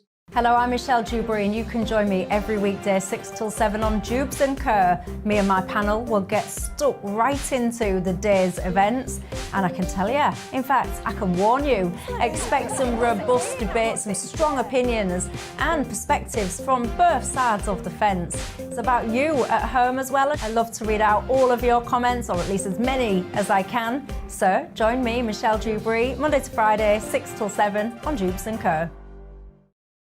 I'm Mark Dolan. Join me at 11 on GB News for Headliners, in which I'll be joined by 2 of the UK's top comedians discussing tomorrow's papers.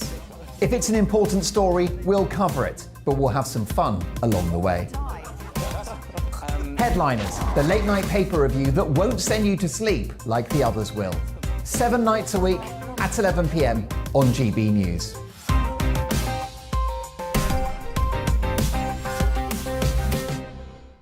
Monday to Thursday on GB News, it's Bev Turner Today from 10 a.m. We're going to be here for you, our GB News family, to keep you up to date, but also make you smile. The guy went from puberty to adultery. And I can't wait to bring a few of my own opinions. I have no time for cultural totalitarianism. We'll engage in passionate, but always polite debate, with your thoughts and opinions at the centre of it all. Only on GB News, the People's Channel, Britain's news channel. I'm Mark White. As GB News Home and Security Editor, I cover those key issues that are so important to you. Our authorities, our communities doing all they can to combat violent crime. With the public services under unbearable strain, why are we still failing to control our borders? Defence, the first priority of any government, has been continually hollowed out. Can we trust our politicians to protect the armed forces? Join me, Mark White, on GB News.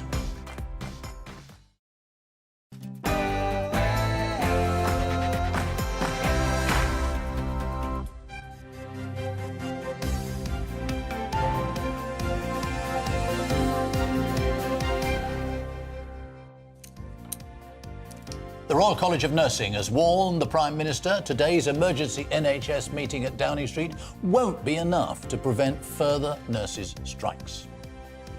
Good morning, it's 9 o'clock on Saturday the 7th of January. This is Breakfast on GB News with Ellie and Nicholas. Here are your top stories this morning. The nursing union leader Pat Cullen has this morning warned Rishi Sunak, Prime Minister, the only way to stop more strikes is to negotiate over pay, as Mr Sunak prepares to host an emergency NHS summit at Number 10. A former Health Secretary gives us his view. Prince Harry's admission of killing 25 fighters in Afghanistan has caused concern in the military community, while a Taliban leader called it a crime against humanity. Has Harry put the security of the royal family at risk? And did he really have second thoughts about publishing that book? And it's the final day of the current round of industrial action on the railways. But with more strikes likely later in the new year, how much damage has already been done to communities and regions cut off from the network? And as ever, you can join in on any of our discussions this morning by emailing gbviews@gbnews.uk. Lots of you have been doing so throughout the morning. We're going to be sharing them with you in the next hour.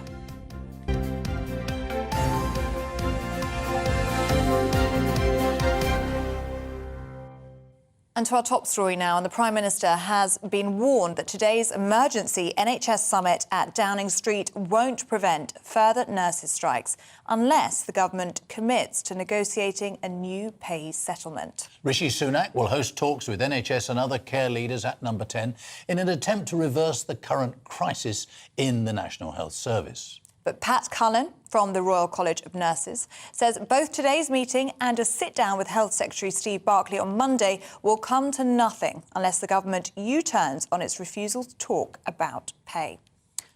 Well, here to discuss this more is the former Health Secretary, Stephen Dorrell, who joins us on the line now. Good morning to you, Mr Dorrell. Thank you for your company.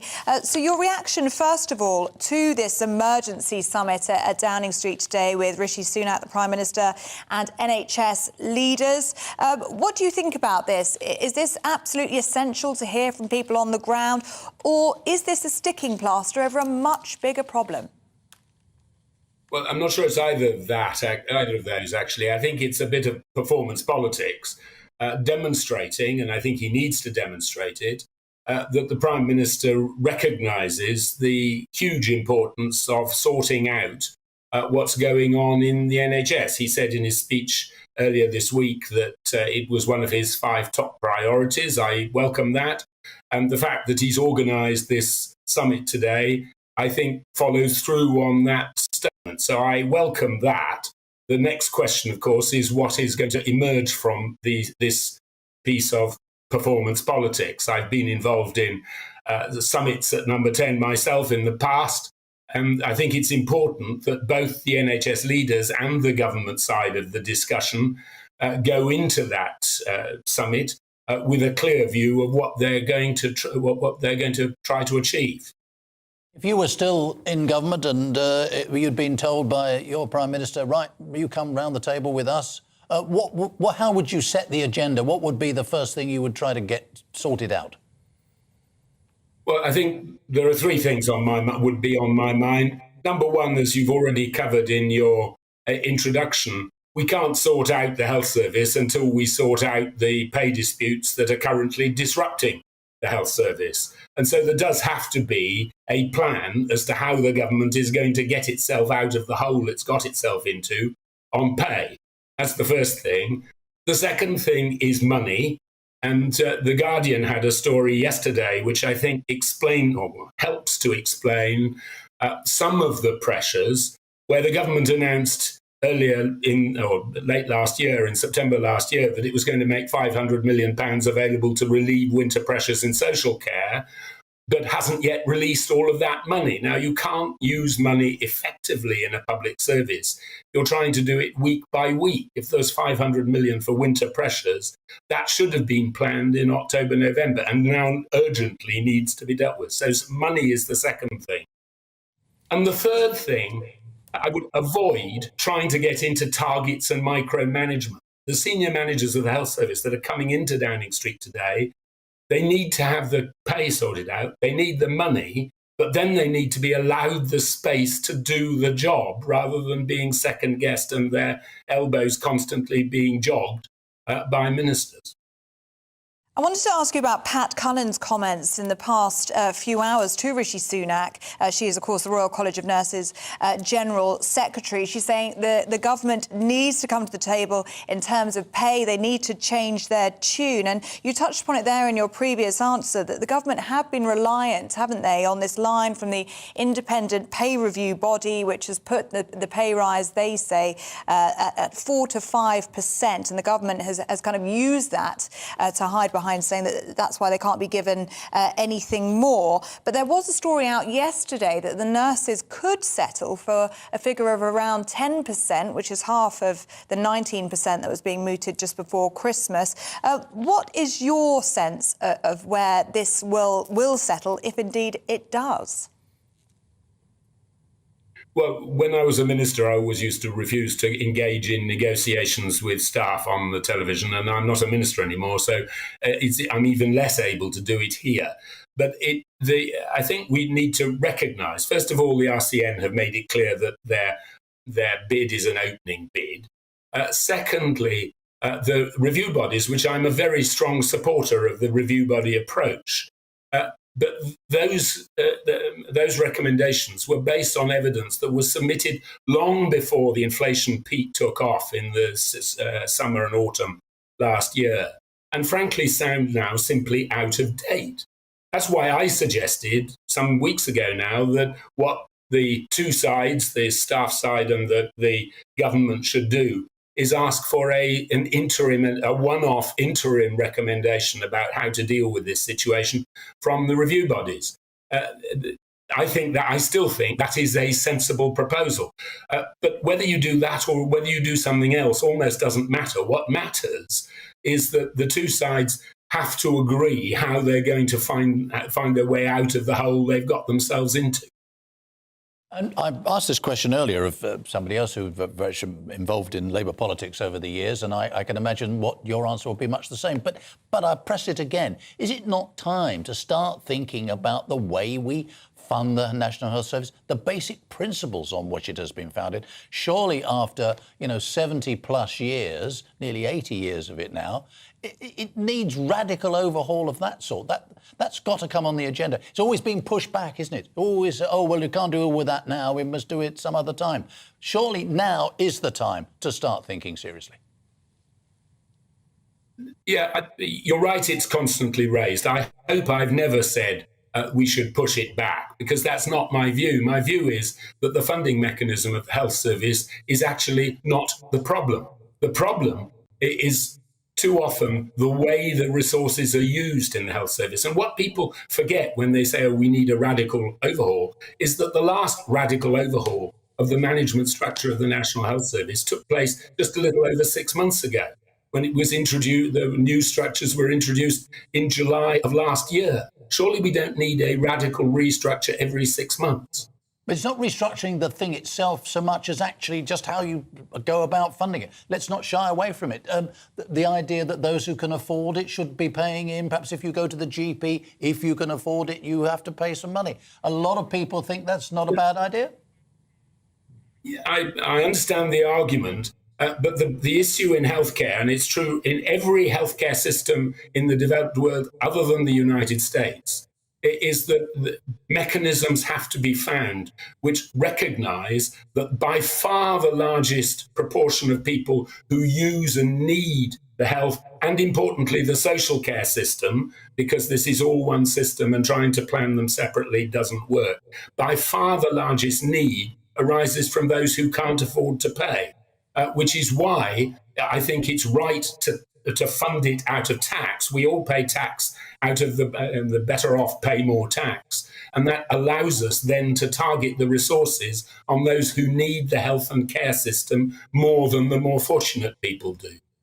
Stephen Dorrell, former Health Secretary, thank you very much. Thank you indeed. Thank you. Now then, Prince Harry might have sparked a security threat after claiming in his forthcoming memoir that he killed 25 Taliban fighters while in the British Army. In his autobiography, Spare, which is due to be released on Tuesday, the Duke of Sussex says he didn't think of the 25 fighters he killed as people, but as chess pieces. Well, Harry has faced quite a backlash from members of the military for admitting to the number of people he killed, normally thought of as a taboo among former soldiers. And the Taliban has called for him to be prosecuted for war crimes. Well, meanwhile, The Times today says that Harry is understood to have second thoughts about going ahead with the book when he was in the UK for the Queen's Platinum Jubilee celebrations. Well, here to give us his thoughts now is military historian and defence analyst Chris Newton. Good morning to you, Chris. Thank you for joining us in the studio. So first of all, your reaction to Prince Harry's comments, specifically this one of being responsible for killing 25 Taliban fighters. Yes, I mean, I have to say it wasn't wise, to put it mildly, to go into that level of detail. He's made his own kind of security situation worse, despite in his documentary talking about needing more security and so forth.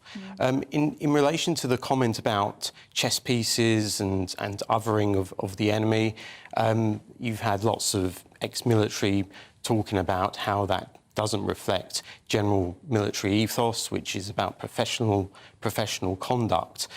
The part I want to contribute to this is that I find those comments about kind of chess pieces a bit surprising, given British strategy at the time and how the British High Command viewed the Taliban.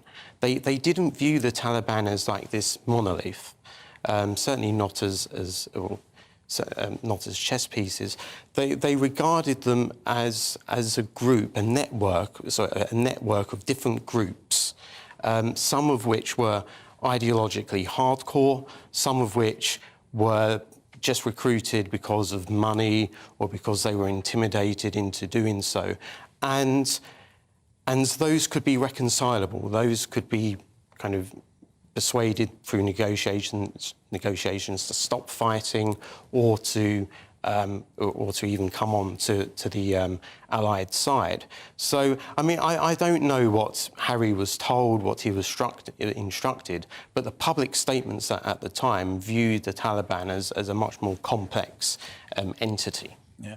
So when it came to what Harry was actually doing in Afghanistan, I think, as I recall at the time, there was a feeling that he was actually, because he was so close to the throne, I mean, I know he's fifth in line or whatever it is, but still a significant royal figure, that he would probably be kept away from too much of the action. But now it sounds like he was absolutely in the thick of it. But how could he be sure that he was killing those sort of number of people? I mean, did you sort of go back home and think, oh, hang on, a dozen? It doesn't sound like the way any serving soldier would behave, frankly. Well, Harry, in the extracts that we've received, he said that he indicated that he looked back at footage that was on the helicopter camera. So maybe, but again, you've interviewed ex-military, and you know they have questioned that. So I don't think you can say for sure. You know, it's probably only an estimate.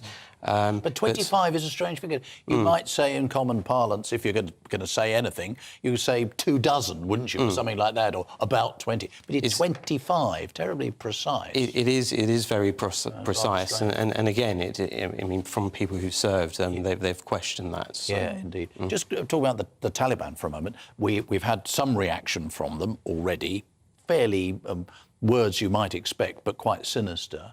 How seriously do you think, looking at the sort of operation, the way they've behaved, they now run Afghanistan, and of course they are very, very hard line about almost everything there.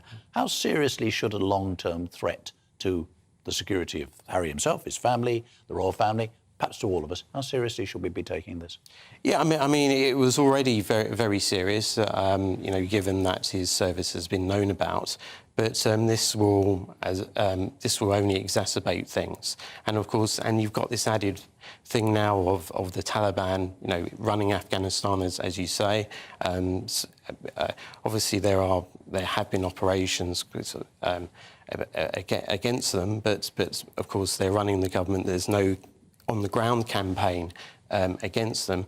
And you've also got this added notion of the Pashtun code as well, which is about, there's a revenge code as well. So it really wasn't a smart thing to put out into the public, given those cultural elements as well. It does make you think, sorry to interrupt you there, Chris, but it does make you think about Salman Rushdie and the fatwa that was on his head that was there for 30 years, I think perhaps even over 30 years, before, what happened to him last year. I mean, it does raise concerns about the security now of Prince Harry. I mean, for a man who is so obsessed with security and mentions it in all the interviews that we've seen with Oprah and in the Netflix series as well, it doesn't square off with then the revelations that we see in this book about killing 25 Taliban fighters. It's really hard to reconcile that a man so obsessed with security can put himself at so much risk. Yeah, and that's what I don't understand, and there was a lot in the documentary about security and the need to find a safe place, and yet he publishes something like that. I mean, I don't understand it. I can't explain it. What do you think of the school of thought, because there is one, that he has done this intentionally in order to raise his threat level, in order to get better security? Do you think that could be a possible explanation? Or do you think he's just overshared? Maybe. I mean, that is, if you trying to find an element of logic about it, that's probably the only thing you could think of. But in the process, he's still putting his family at risk, and I don't understand why he would do that. Nicholas made a really good point earlier, and it's about the wider risk to us as a nation, and indeed to those serving in His Majesty's forces. Is that something that we could see as a repercussion of these revelations? Yeah, my concern. Firstly, the military, the ex-military sort of figures that you've had on. Hopefully they will have put the record straight on, some of the aspects to do with ethos and professionalism. But there is always a concern, given that British society now, there is less interaction with the military. Military history is not taught as much in schools and universities as well. So I do have a bit of a concern on the impact, and I think his target is younger audiences, that they're getting this perception of the armed forces without any kind of balance to say, well, this is what doctrine. This is what the values of the armed forces are. Chris Newton, really good to have you in the studio. Thank you so much. Thank you very much. Now, let's bring you up to date with some of this morning's other top stories. In the United States, the Republican Kevin McCarthy has finally been elected as the next Speaker of the House of Representatives amid chaotic scenes in the chamber. Mr. McCarthy was just one vote short of victory in the 14th ballot overnight, but he prevailed in the 15th round after making concessions to a faction of right-wing hardliners. A 6-year-old boy shot and seriously injured a teacher at a primary school in Virginia in the US. Police say the 30-year-old woman's injuries were initially thought to be life-threatening, but her condition has improved in hospital. It's unclear how the child got hold of the handgun. And London will host an international war crimes meeting in the spring to discuss the situation in Ukraine. Deputy Prime Minister Dominic Raab will lead the meeting of fellow justice ministers and hear from prosecutors from the International Criminal Court.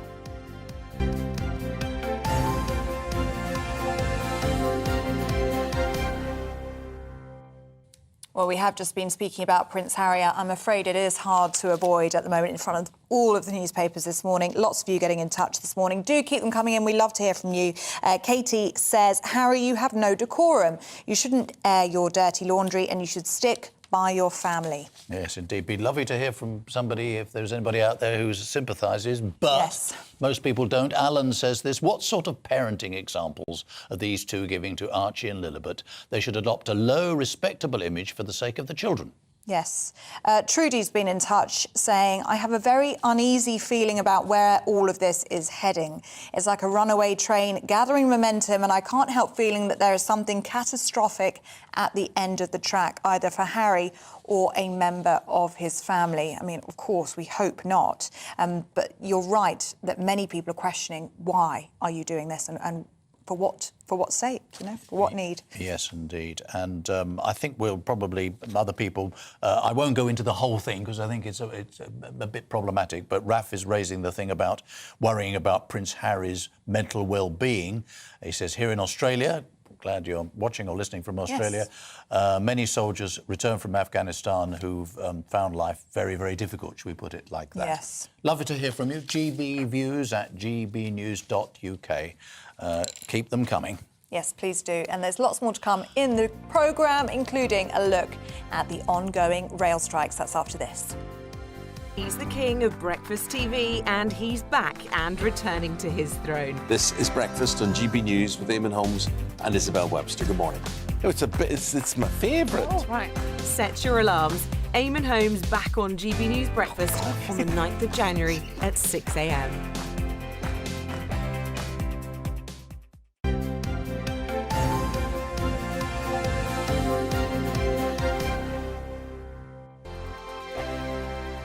Monday to Thursday nights on GB News. At 6, it's Dubes & Co. 7 o'clock, Farage. At 8, join Mark Stein. And at 9, Dan Wootton Tonight, followed by headliners. On TV, radio and online. This is GB News. Here on GB News Live, we'll be keeping you in the picture, finding out what's happening across the country and finding out why it matters to you. We'll have the facts fast with our team of reporters and specialist correspondents. Wherever it's happening, we'll be there from 12 noon on TV, radio and online. GB News, the People's Channel, Britain's news channel. We are GB News, the People's Channel. Why not take us home with you by visiting the GB News shop at gbnews.store. You'll find all the official merchandise, a really good present actually for yourself, your friends or your family. We ship across the UK mainland at no extra cost. GB News, the People's Channel. Join my show Farage, 7 p.m. till 8 p.m. Monday through Thursday, and there you will get opinion, analysis, debate, and I'll cover stories that nobody else dares to touch. You've been cancelled. Join the club. Oh my goodness me. And then for the last 15 minutes, talking pints. We're over a drink. We have a civilised conversation with someone. We very often disagree, but we do it in a grown-up way. Come and join me on Farage. Monday to Thursday on GB News, it's Bev Turner Today from 10 a.m. We're going to be here for you, our GB News family, to keep you up to date, but also make you smile. The guy went from puberty to adultery. And I can't wait to bring a few of my own opinions. I have no time for cultural totalitarianism. We'll engage in passionate, but always polite debate, with your thoughts and opinions at the centre of it all. Only on GB News, the People's Channel, Britain's news channel. Hi there, it's Stephen and Anne. At breakfast from 6 a.m, you'll always be caught up with everything you need to know, the latest headlines, opinions and debates. We'll bring you the good news and the bad, but most of all, we're here for you. Remember, send in your views and let us know what you would like us to talk about. That's because we're your news channel. And every morning at 6 a.m, it's breakfast on GB News.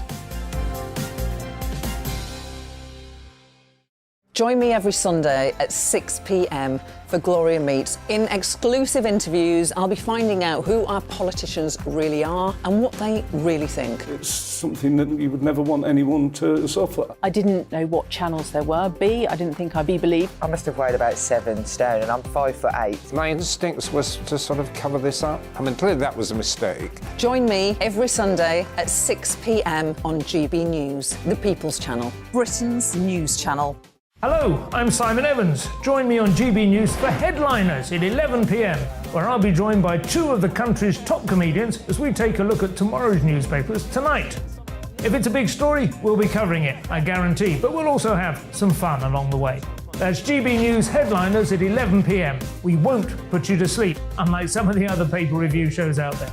So join us, 11 p.m, 7 nights a week.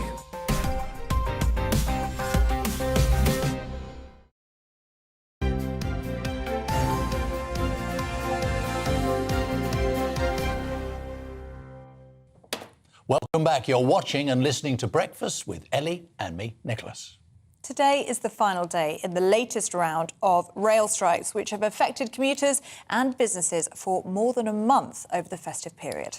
The last of the RMT union's 48-hour strikes continues, with more than 40,000 workers across Network Rail and 14 train companies walking out in the long-running dispute over jobs, pay and conditions. Well, National Rail says that passengers should only travel if absolutely necessary, which has become a very familiar warning to us all in recent weeks, as businesses that rely on traveller footfall face another lost weekend of revenue. Indeed. Well, now joining us is our South West reporter, Jeff Moody. He's been down there in Exeter. It has been pouring with rain, but I think it might have stopped. The sun's come out.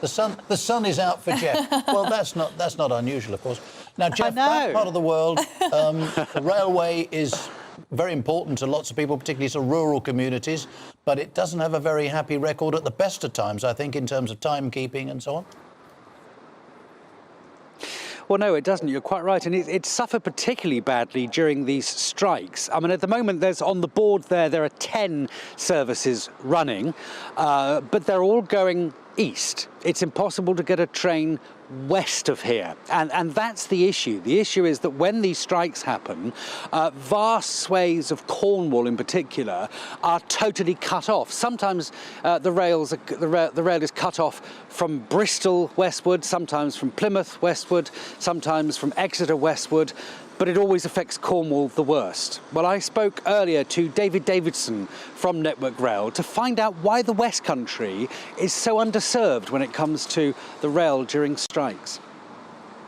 Essentially, we rely on contingent managers, contingent signallers who are managers who hold the safety critical competency to operate the trains. We only have a small amount of managers, and we just don't have enough managers to cover the whole of the area. We have the Thames Valley Signalling Centre that controls from Paddington to Bristol, and we have a number of managers are focused on that area because that's the area that covers the biggest geographic area, the biggest frequency of train service. Once you get past Bristol, we have a number of smaller locations, signalling locations, and we just don't have enough contingent staff to staff these locations.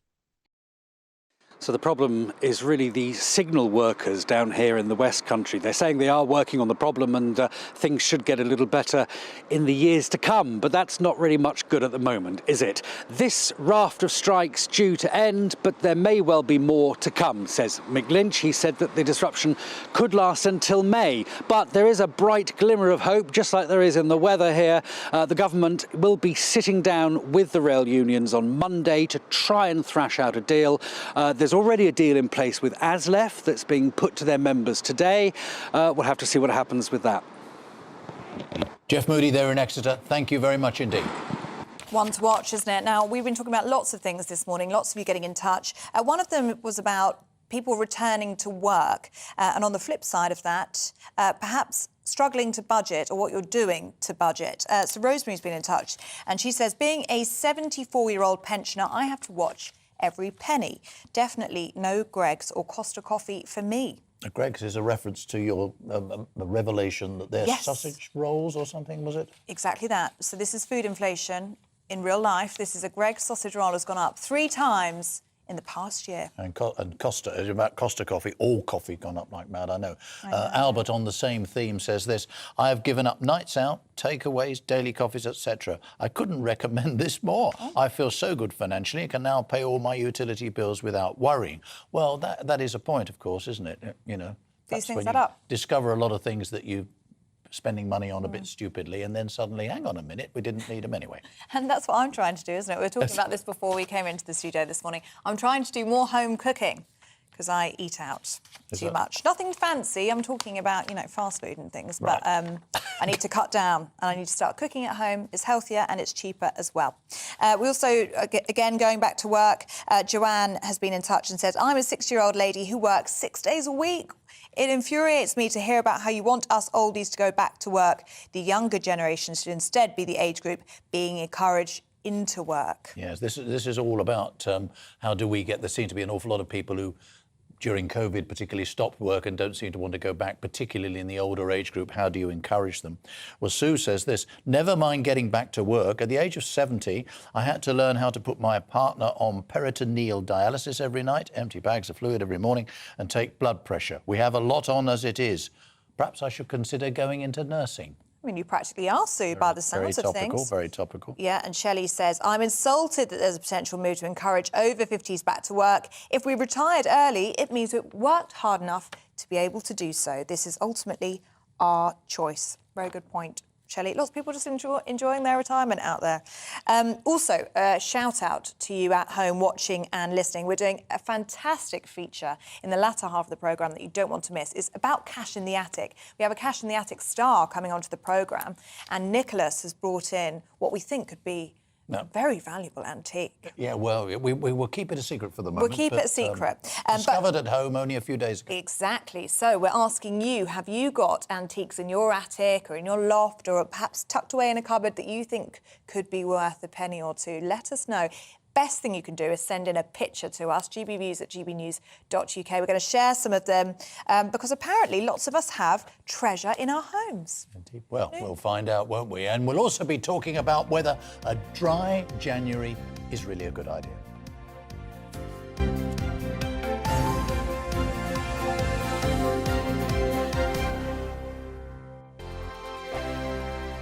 We are GB News, and we'd like to say thank you to each and every one of you for bringing us your conversations, for helping our great nation find its voice. We are here for you on radio, television, and online, across England, Scotland, Wales, and Northern Ireland. It's not the BBC, you actually get your facts right. We are proud to be GB News, the People's Channel, Britain's news channel. Monday to Thursday, 9 p.m. till 11 p.m. Join me, Dan Wootton. I'll bring you the sharpest takes and hottest debates. Do you not believe in prison? I don't believe in prison. I'm completely stunned. I guarantee you there'll be no spin, no bias, no censorship. I actually was personally quite offended by it.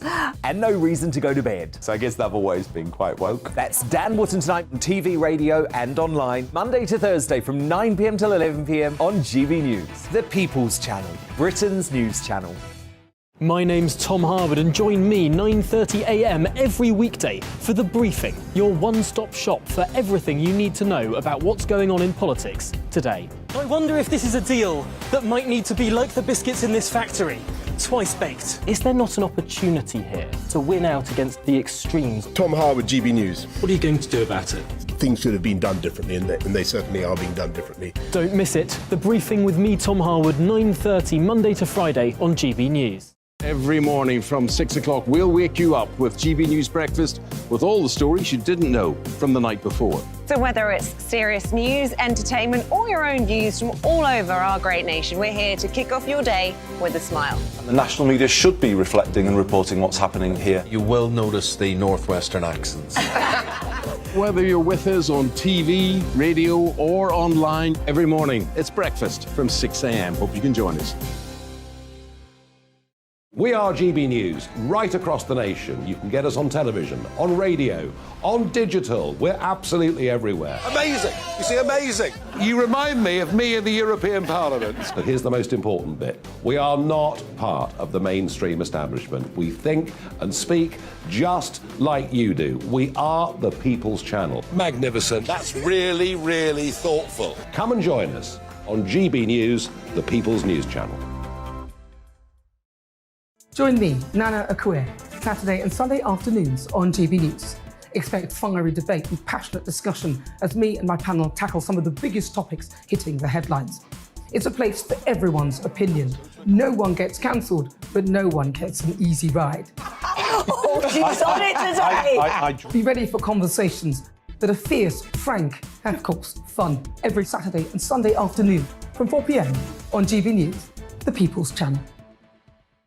We are GB News, the People's Channel. And right across the United Kingdom. You can find us on Sky Channel 512, Virgin Media Channel 604, Freesat Channel 216, Freeview Channel 236, And YouView Channel 236. You can also take us with you on DAB+ radio. With the GB News app and at the website gbnews.uk. We're absolutely everywhere. Come join us on GB News, the People's Channel, Britain's news channel.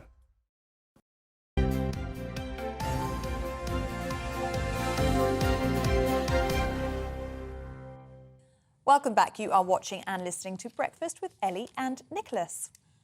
Now, there are many reasons, I should say, that people may be attempting dry January this new year. Financial, health-related, or perhaps just curiosity. But for some, getting through the 31 days will be easy, but for others, it may be slightly more challenging.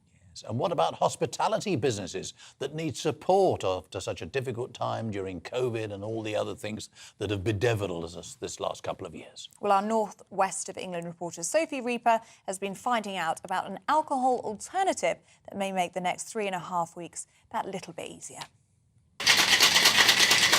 Shaken, not stirred, and completely non-alcoholic. For those giving dry January a try this new year, could alcohol-free drinking be an alternative way to stay sober for the entire month? It's really, really important. Rethinking drink is not about abstinence. It's about everyone loves alcohol. I like a drink at weekends, but there's times you can't drink. But it's all about fun. Having fun with your friends when you can't drink and not feeling excluded. So socialisation and different occasions is what it's all about. People may have a variety of reasons for choosing not to drink this month. Health, money, even just a challenge. But for Smash Drinks, alcohol-free isn't just for January. Alcohol-free drinking is here to stay, and it's not about 31 days. It absolutely is not about just dry January.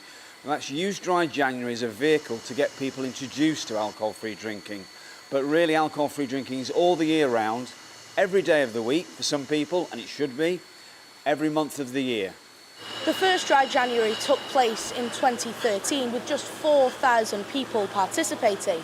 Last year, that figure rose to 130,000.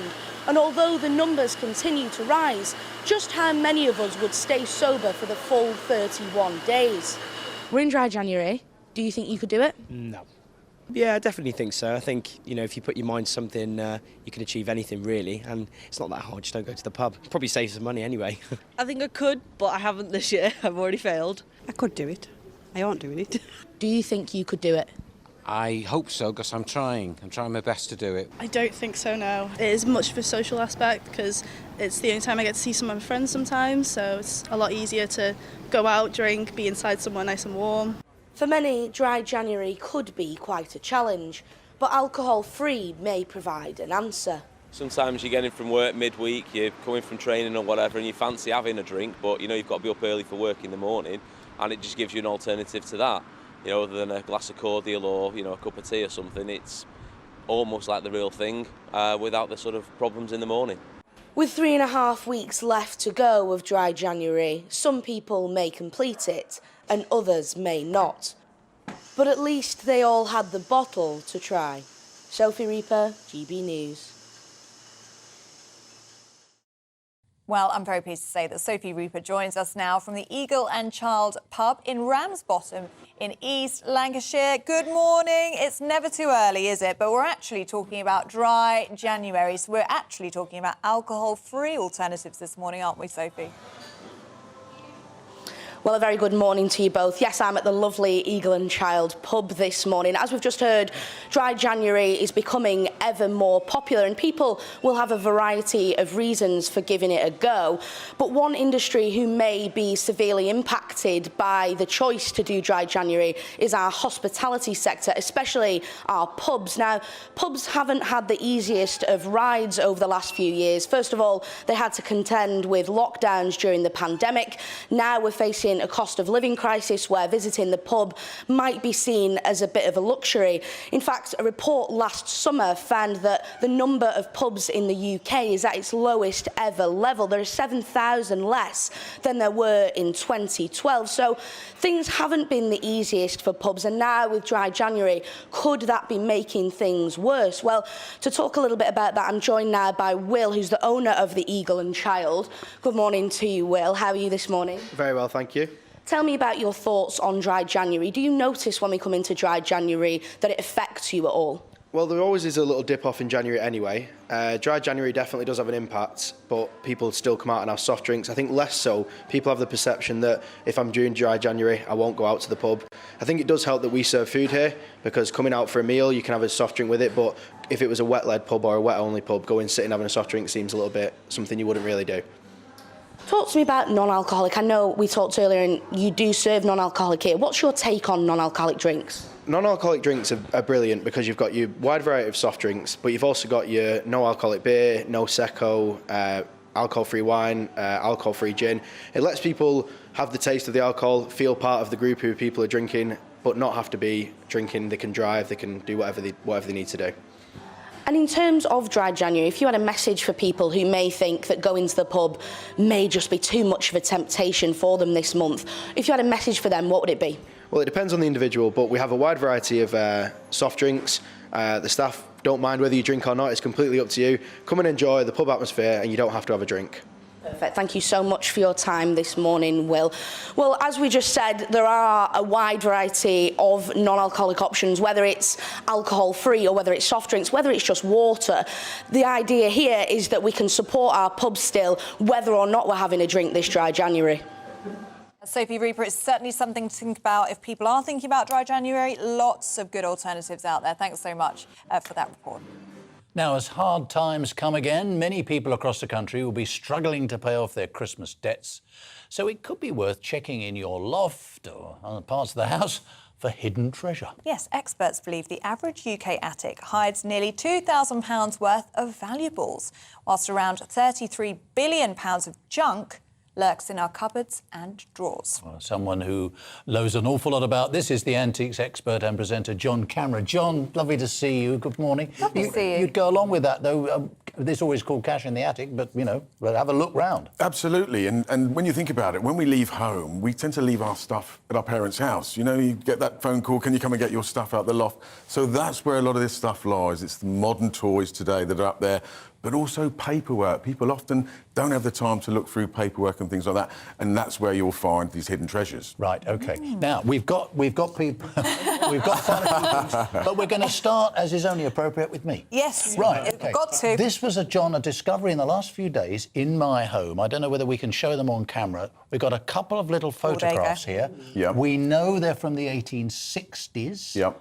The one on the left was photographed by a chap who was a Frenchman who became Queen Victoria's, I did a little bit of research, photographer at the time. They're quite tiny, very tiny. We were amazed to discover these things and the age of them. Yep. Do they have any value? They have a little value. It depends on who's in the photograph. Right. But today, and a lot of people could go to the photographer, have these postcards made and things like that, and this is just the sort of thing that we say gets usually thrown out and lost.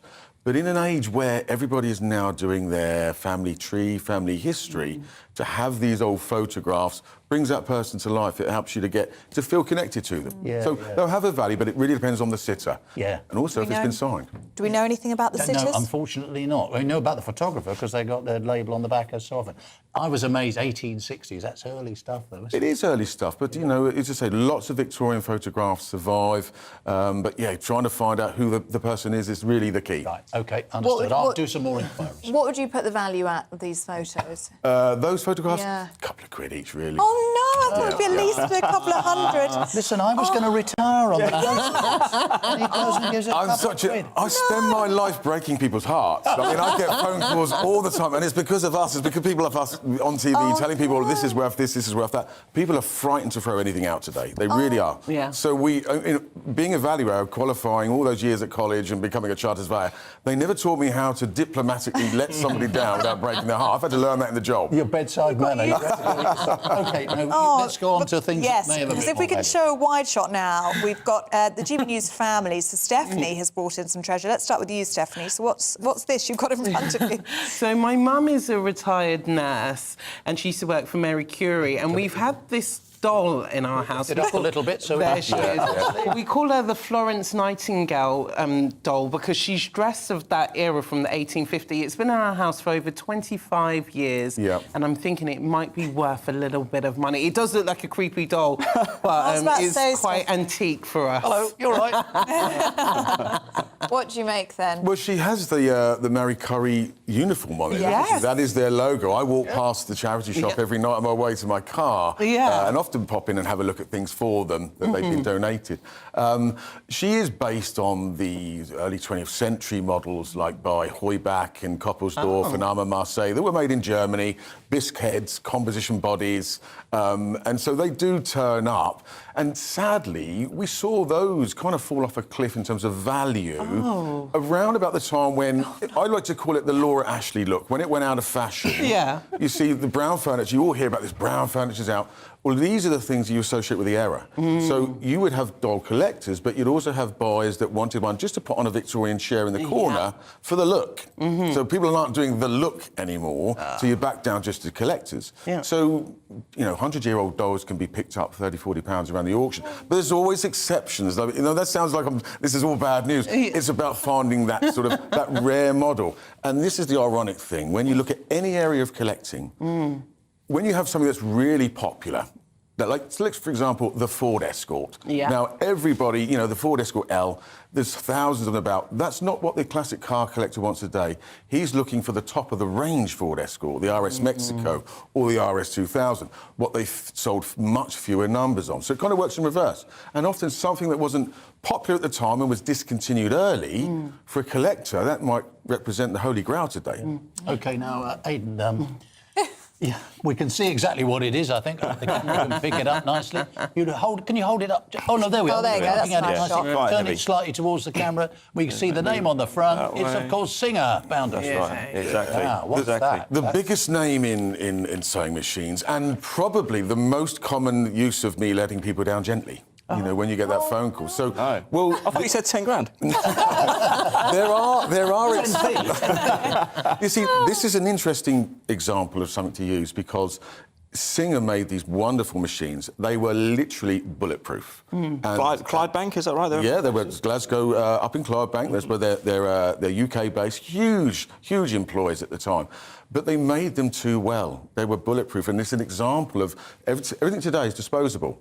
And that was an example to manufacturers: don't make things too good, because they don't need to come back for a new one. There's 100 years later, people are saying, my 100-year-old sewing machine is still working. My mum got this for her 17th birthday. So she was born in 1944, so that's 1961. She was using it. She died in 2011. She was using it that year. Really? She made curtains with it, wedding dresses, communion gowns, christening gowns, everything you can think of. You know, they had care homes, so if it's a 20-bedroom property, she did the curtains for all of that and the blinds and everything like that. So I had loads and loads of use out of it. I can remember it buzzing around in our dining room while I was trying to watch the bill. And do you have it on display? Or I've got it on display. So I rescued it. I sold the family home about September. So I just did one last sort of search around the place, and I'd taken this out of the loft maybe 6 months earlier. That tells you how long it took me to sell the house. But it was in the hallway, and I thought, I can't just leave it there. So I had a picture of me out the front of it. A neighbour took a picture of me out the front of it, just out the front of the house, just carrying it. And then I decided to put it on display in my bedroom. So my bedroom's looking a bit bare this morning because I've got. That's such a nice thing. And funnily enough, when my mother passed away, it was one of the things that my wife didn't want to throw out straight away. And it went in our loft until 3 or 4 years later when we moved, and we'd kind of, you know, come to terms with things, that it then got taken to a charity shop. But my mum was always making things. I'm a child of the 70s, house party. So I was going to say, did Mum make you clothes that you had to wear to school? You know what? It's just funny because this is a really funny story. It gets recounted at family events. But my cousin Kira is a year older than me, and she lives in Northern Ireland. And my mum made a communion gown for her, but being in a different country, she had nobody to try it on.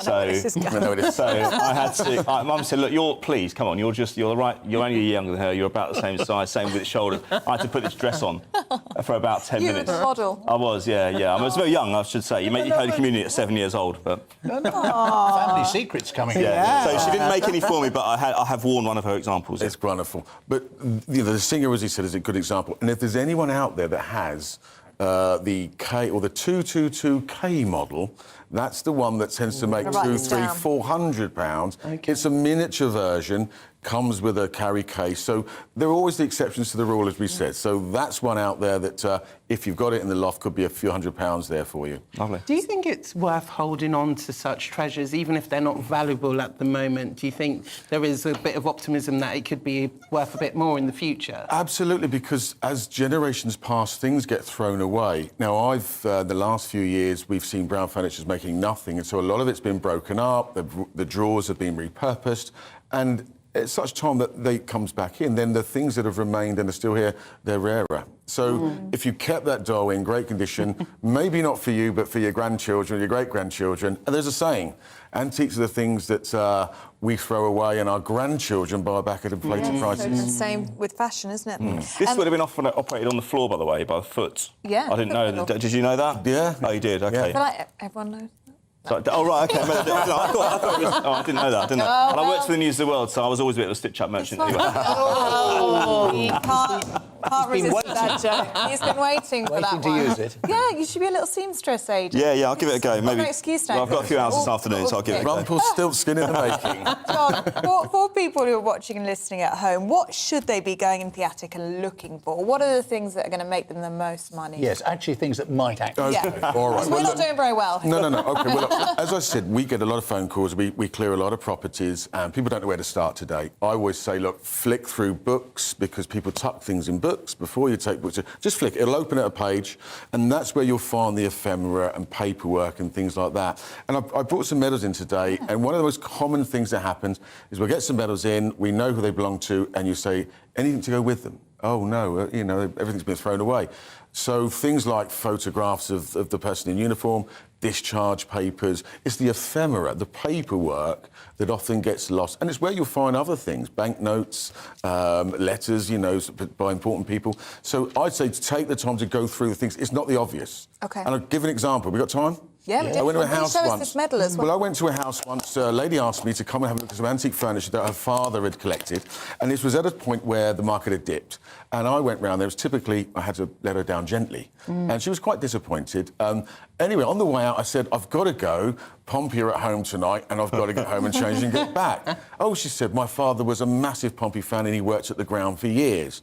So I said, "Did he collect anything? Any programmes or tickets?" She said, "Yeah, I've got a box in the loft." So she got the box down. Cut a long story short, that box probably sold for about £11,000. Wow. What was in there. Whoa. So it was rare. 1929, the FA Cup final, 34 Cup final, Pompey finals, 1939, tickets, signed menus from the dinners, and that was where the money was. It was in a box. Is that going to buy you a new stadium, do you think? Might buy us a new player. We see the medal, yeah. So these medals here, these are World War II. Sadly, the thing about... Hold them up, that's it. The thing about World War II medals is they're unnamed, whereas in World War I... Twist them slightly around. Sorry, that way. World War I, the recipient's name was engraved around the edge, so that gives you a starting point for research. A lot of the more common campaign medals, they're not for gallantry, they're just for, serving in a certain theatre for a certain period. They're quite modestly priced. But again, in this age where we want to connect with our past, I'm seeing sort of prices coming up, but it's all important to keep that information so that you can bring that person back to life with a photograph or some ephemera and stuff like that. So documents are important, that would be a good tip. Really couldn't speak highly enough. I had somebody once, Distinguished Flying Cross, I asked them, did the person have any logbooks? And they'd been thrown out. Oh. And it was the logbooks that would have been worth easily as much as the medals. Yeah, well, John, fantastic to have you in the studio today. It's a shame that no one's made their fortune. No. With their feeling You just have to get me back and try again. Well, Aidan, Stephanie, John, thank you so much for that. And if you're watching and listening at home, have a look in your attic today. Send us pictures of what you find. We're going to continue this tomorrow, aren't we? And we'll share some of the best finds that you found overnight. Because we're back tomorrow, aren't we, from 6 a.m? We are, and both of us together. Yes, we are. Indeed. That the dream team back together. And thank you for all your messages that have been coming in. Remember, GB Views at gbnews.uk. Love to hear from you. But for the moment, that is Saturday morning with the pair of us. Have a nice day.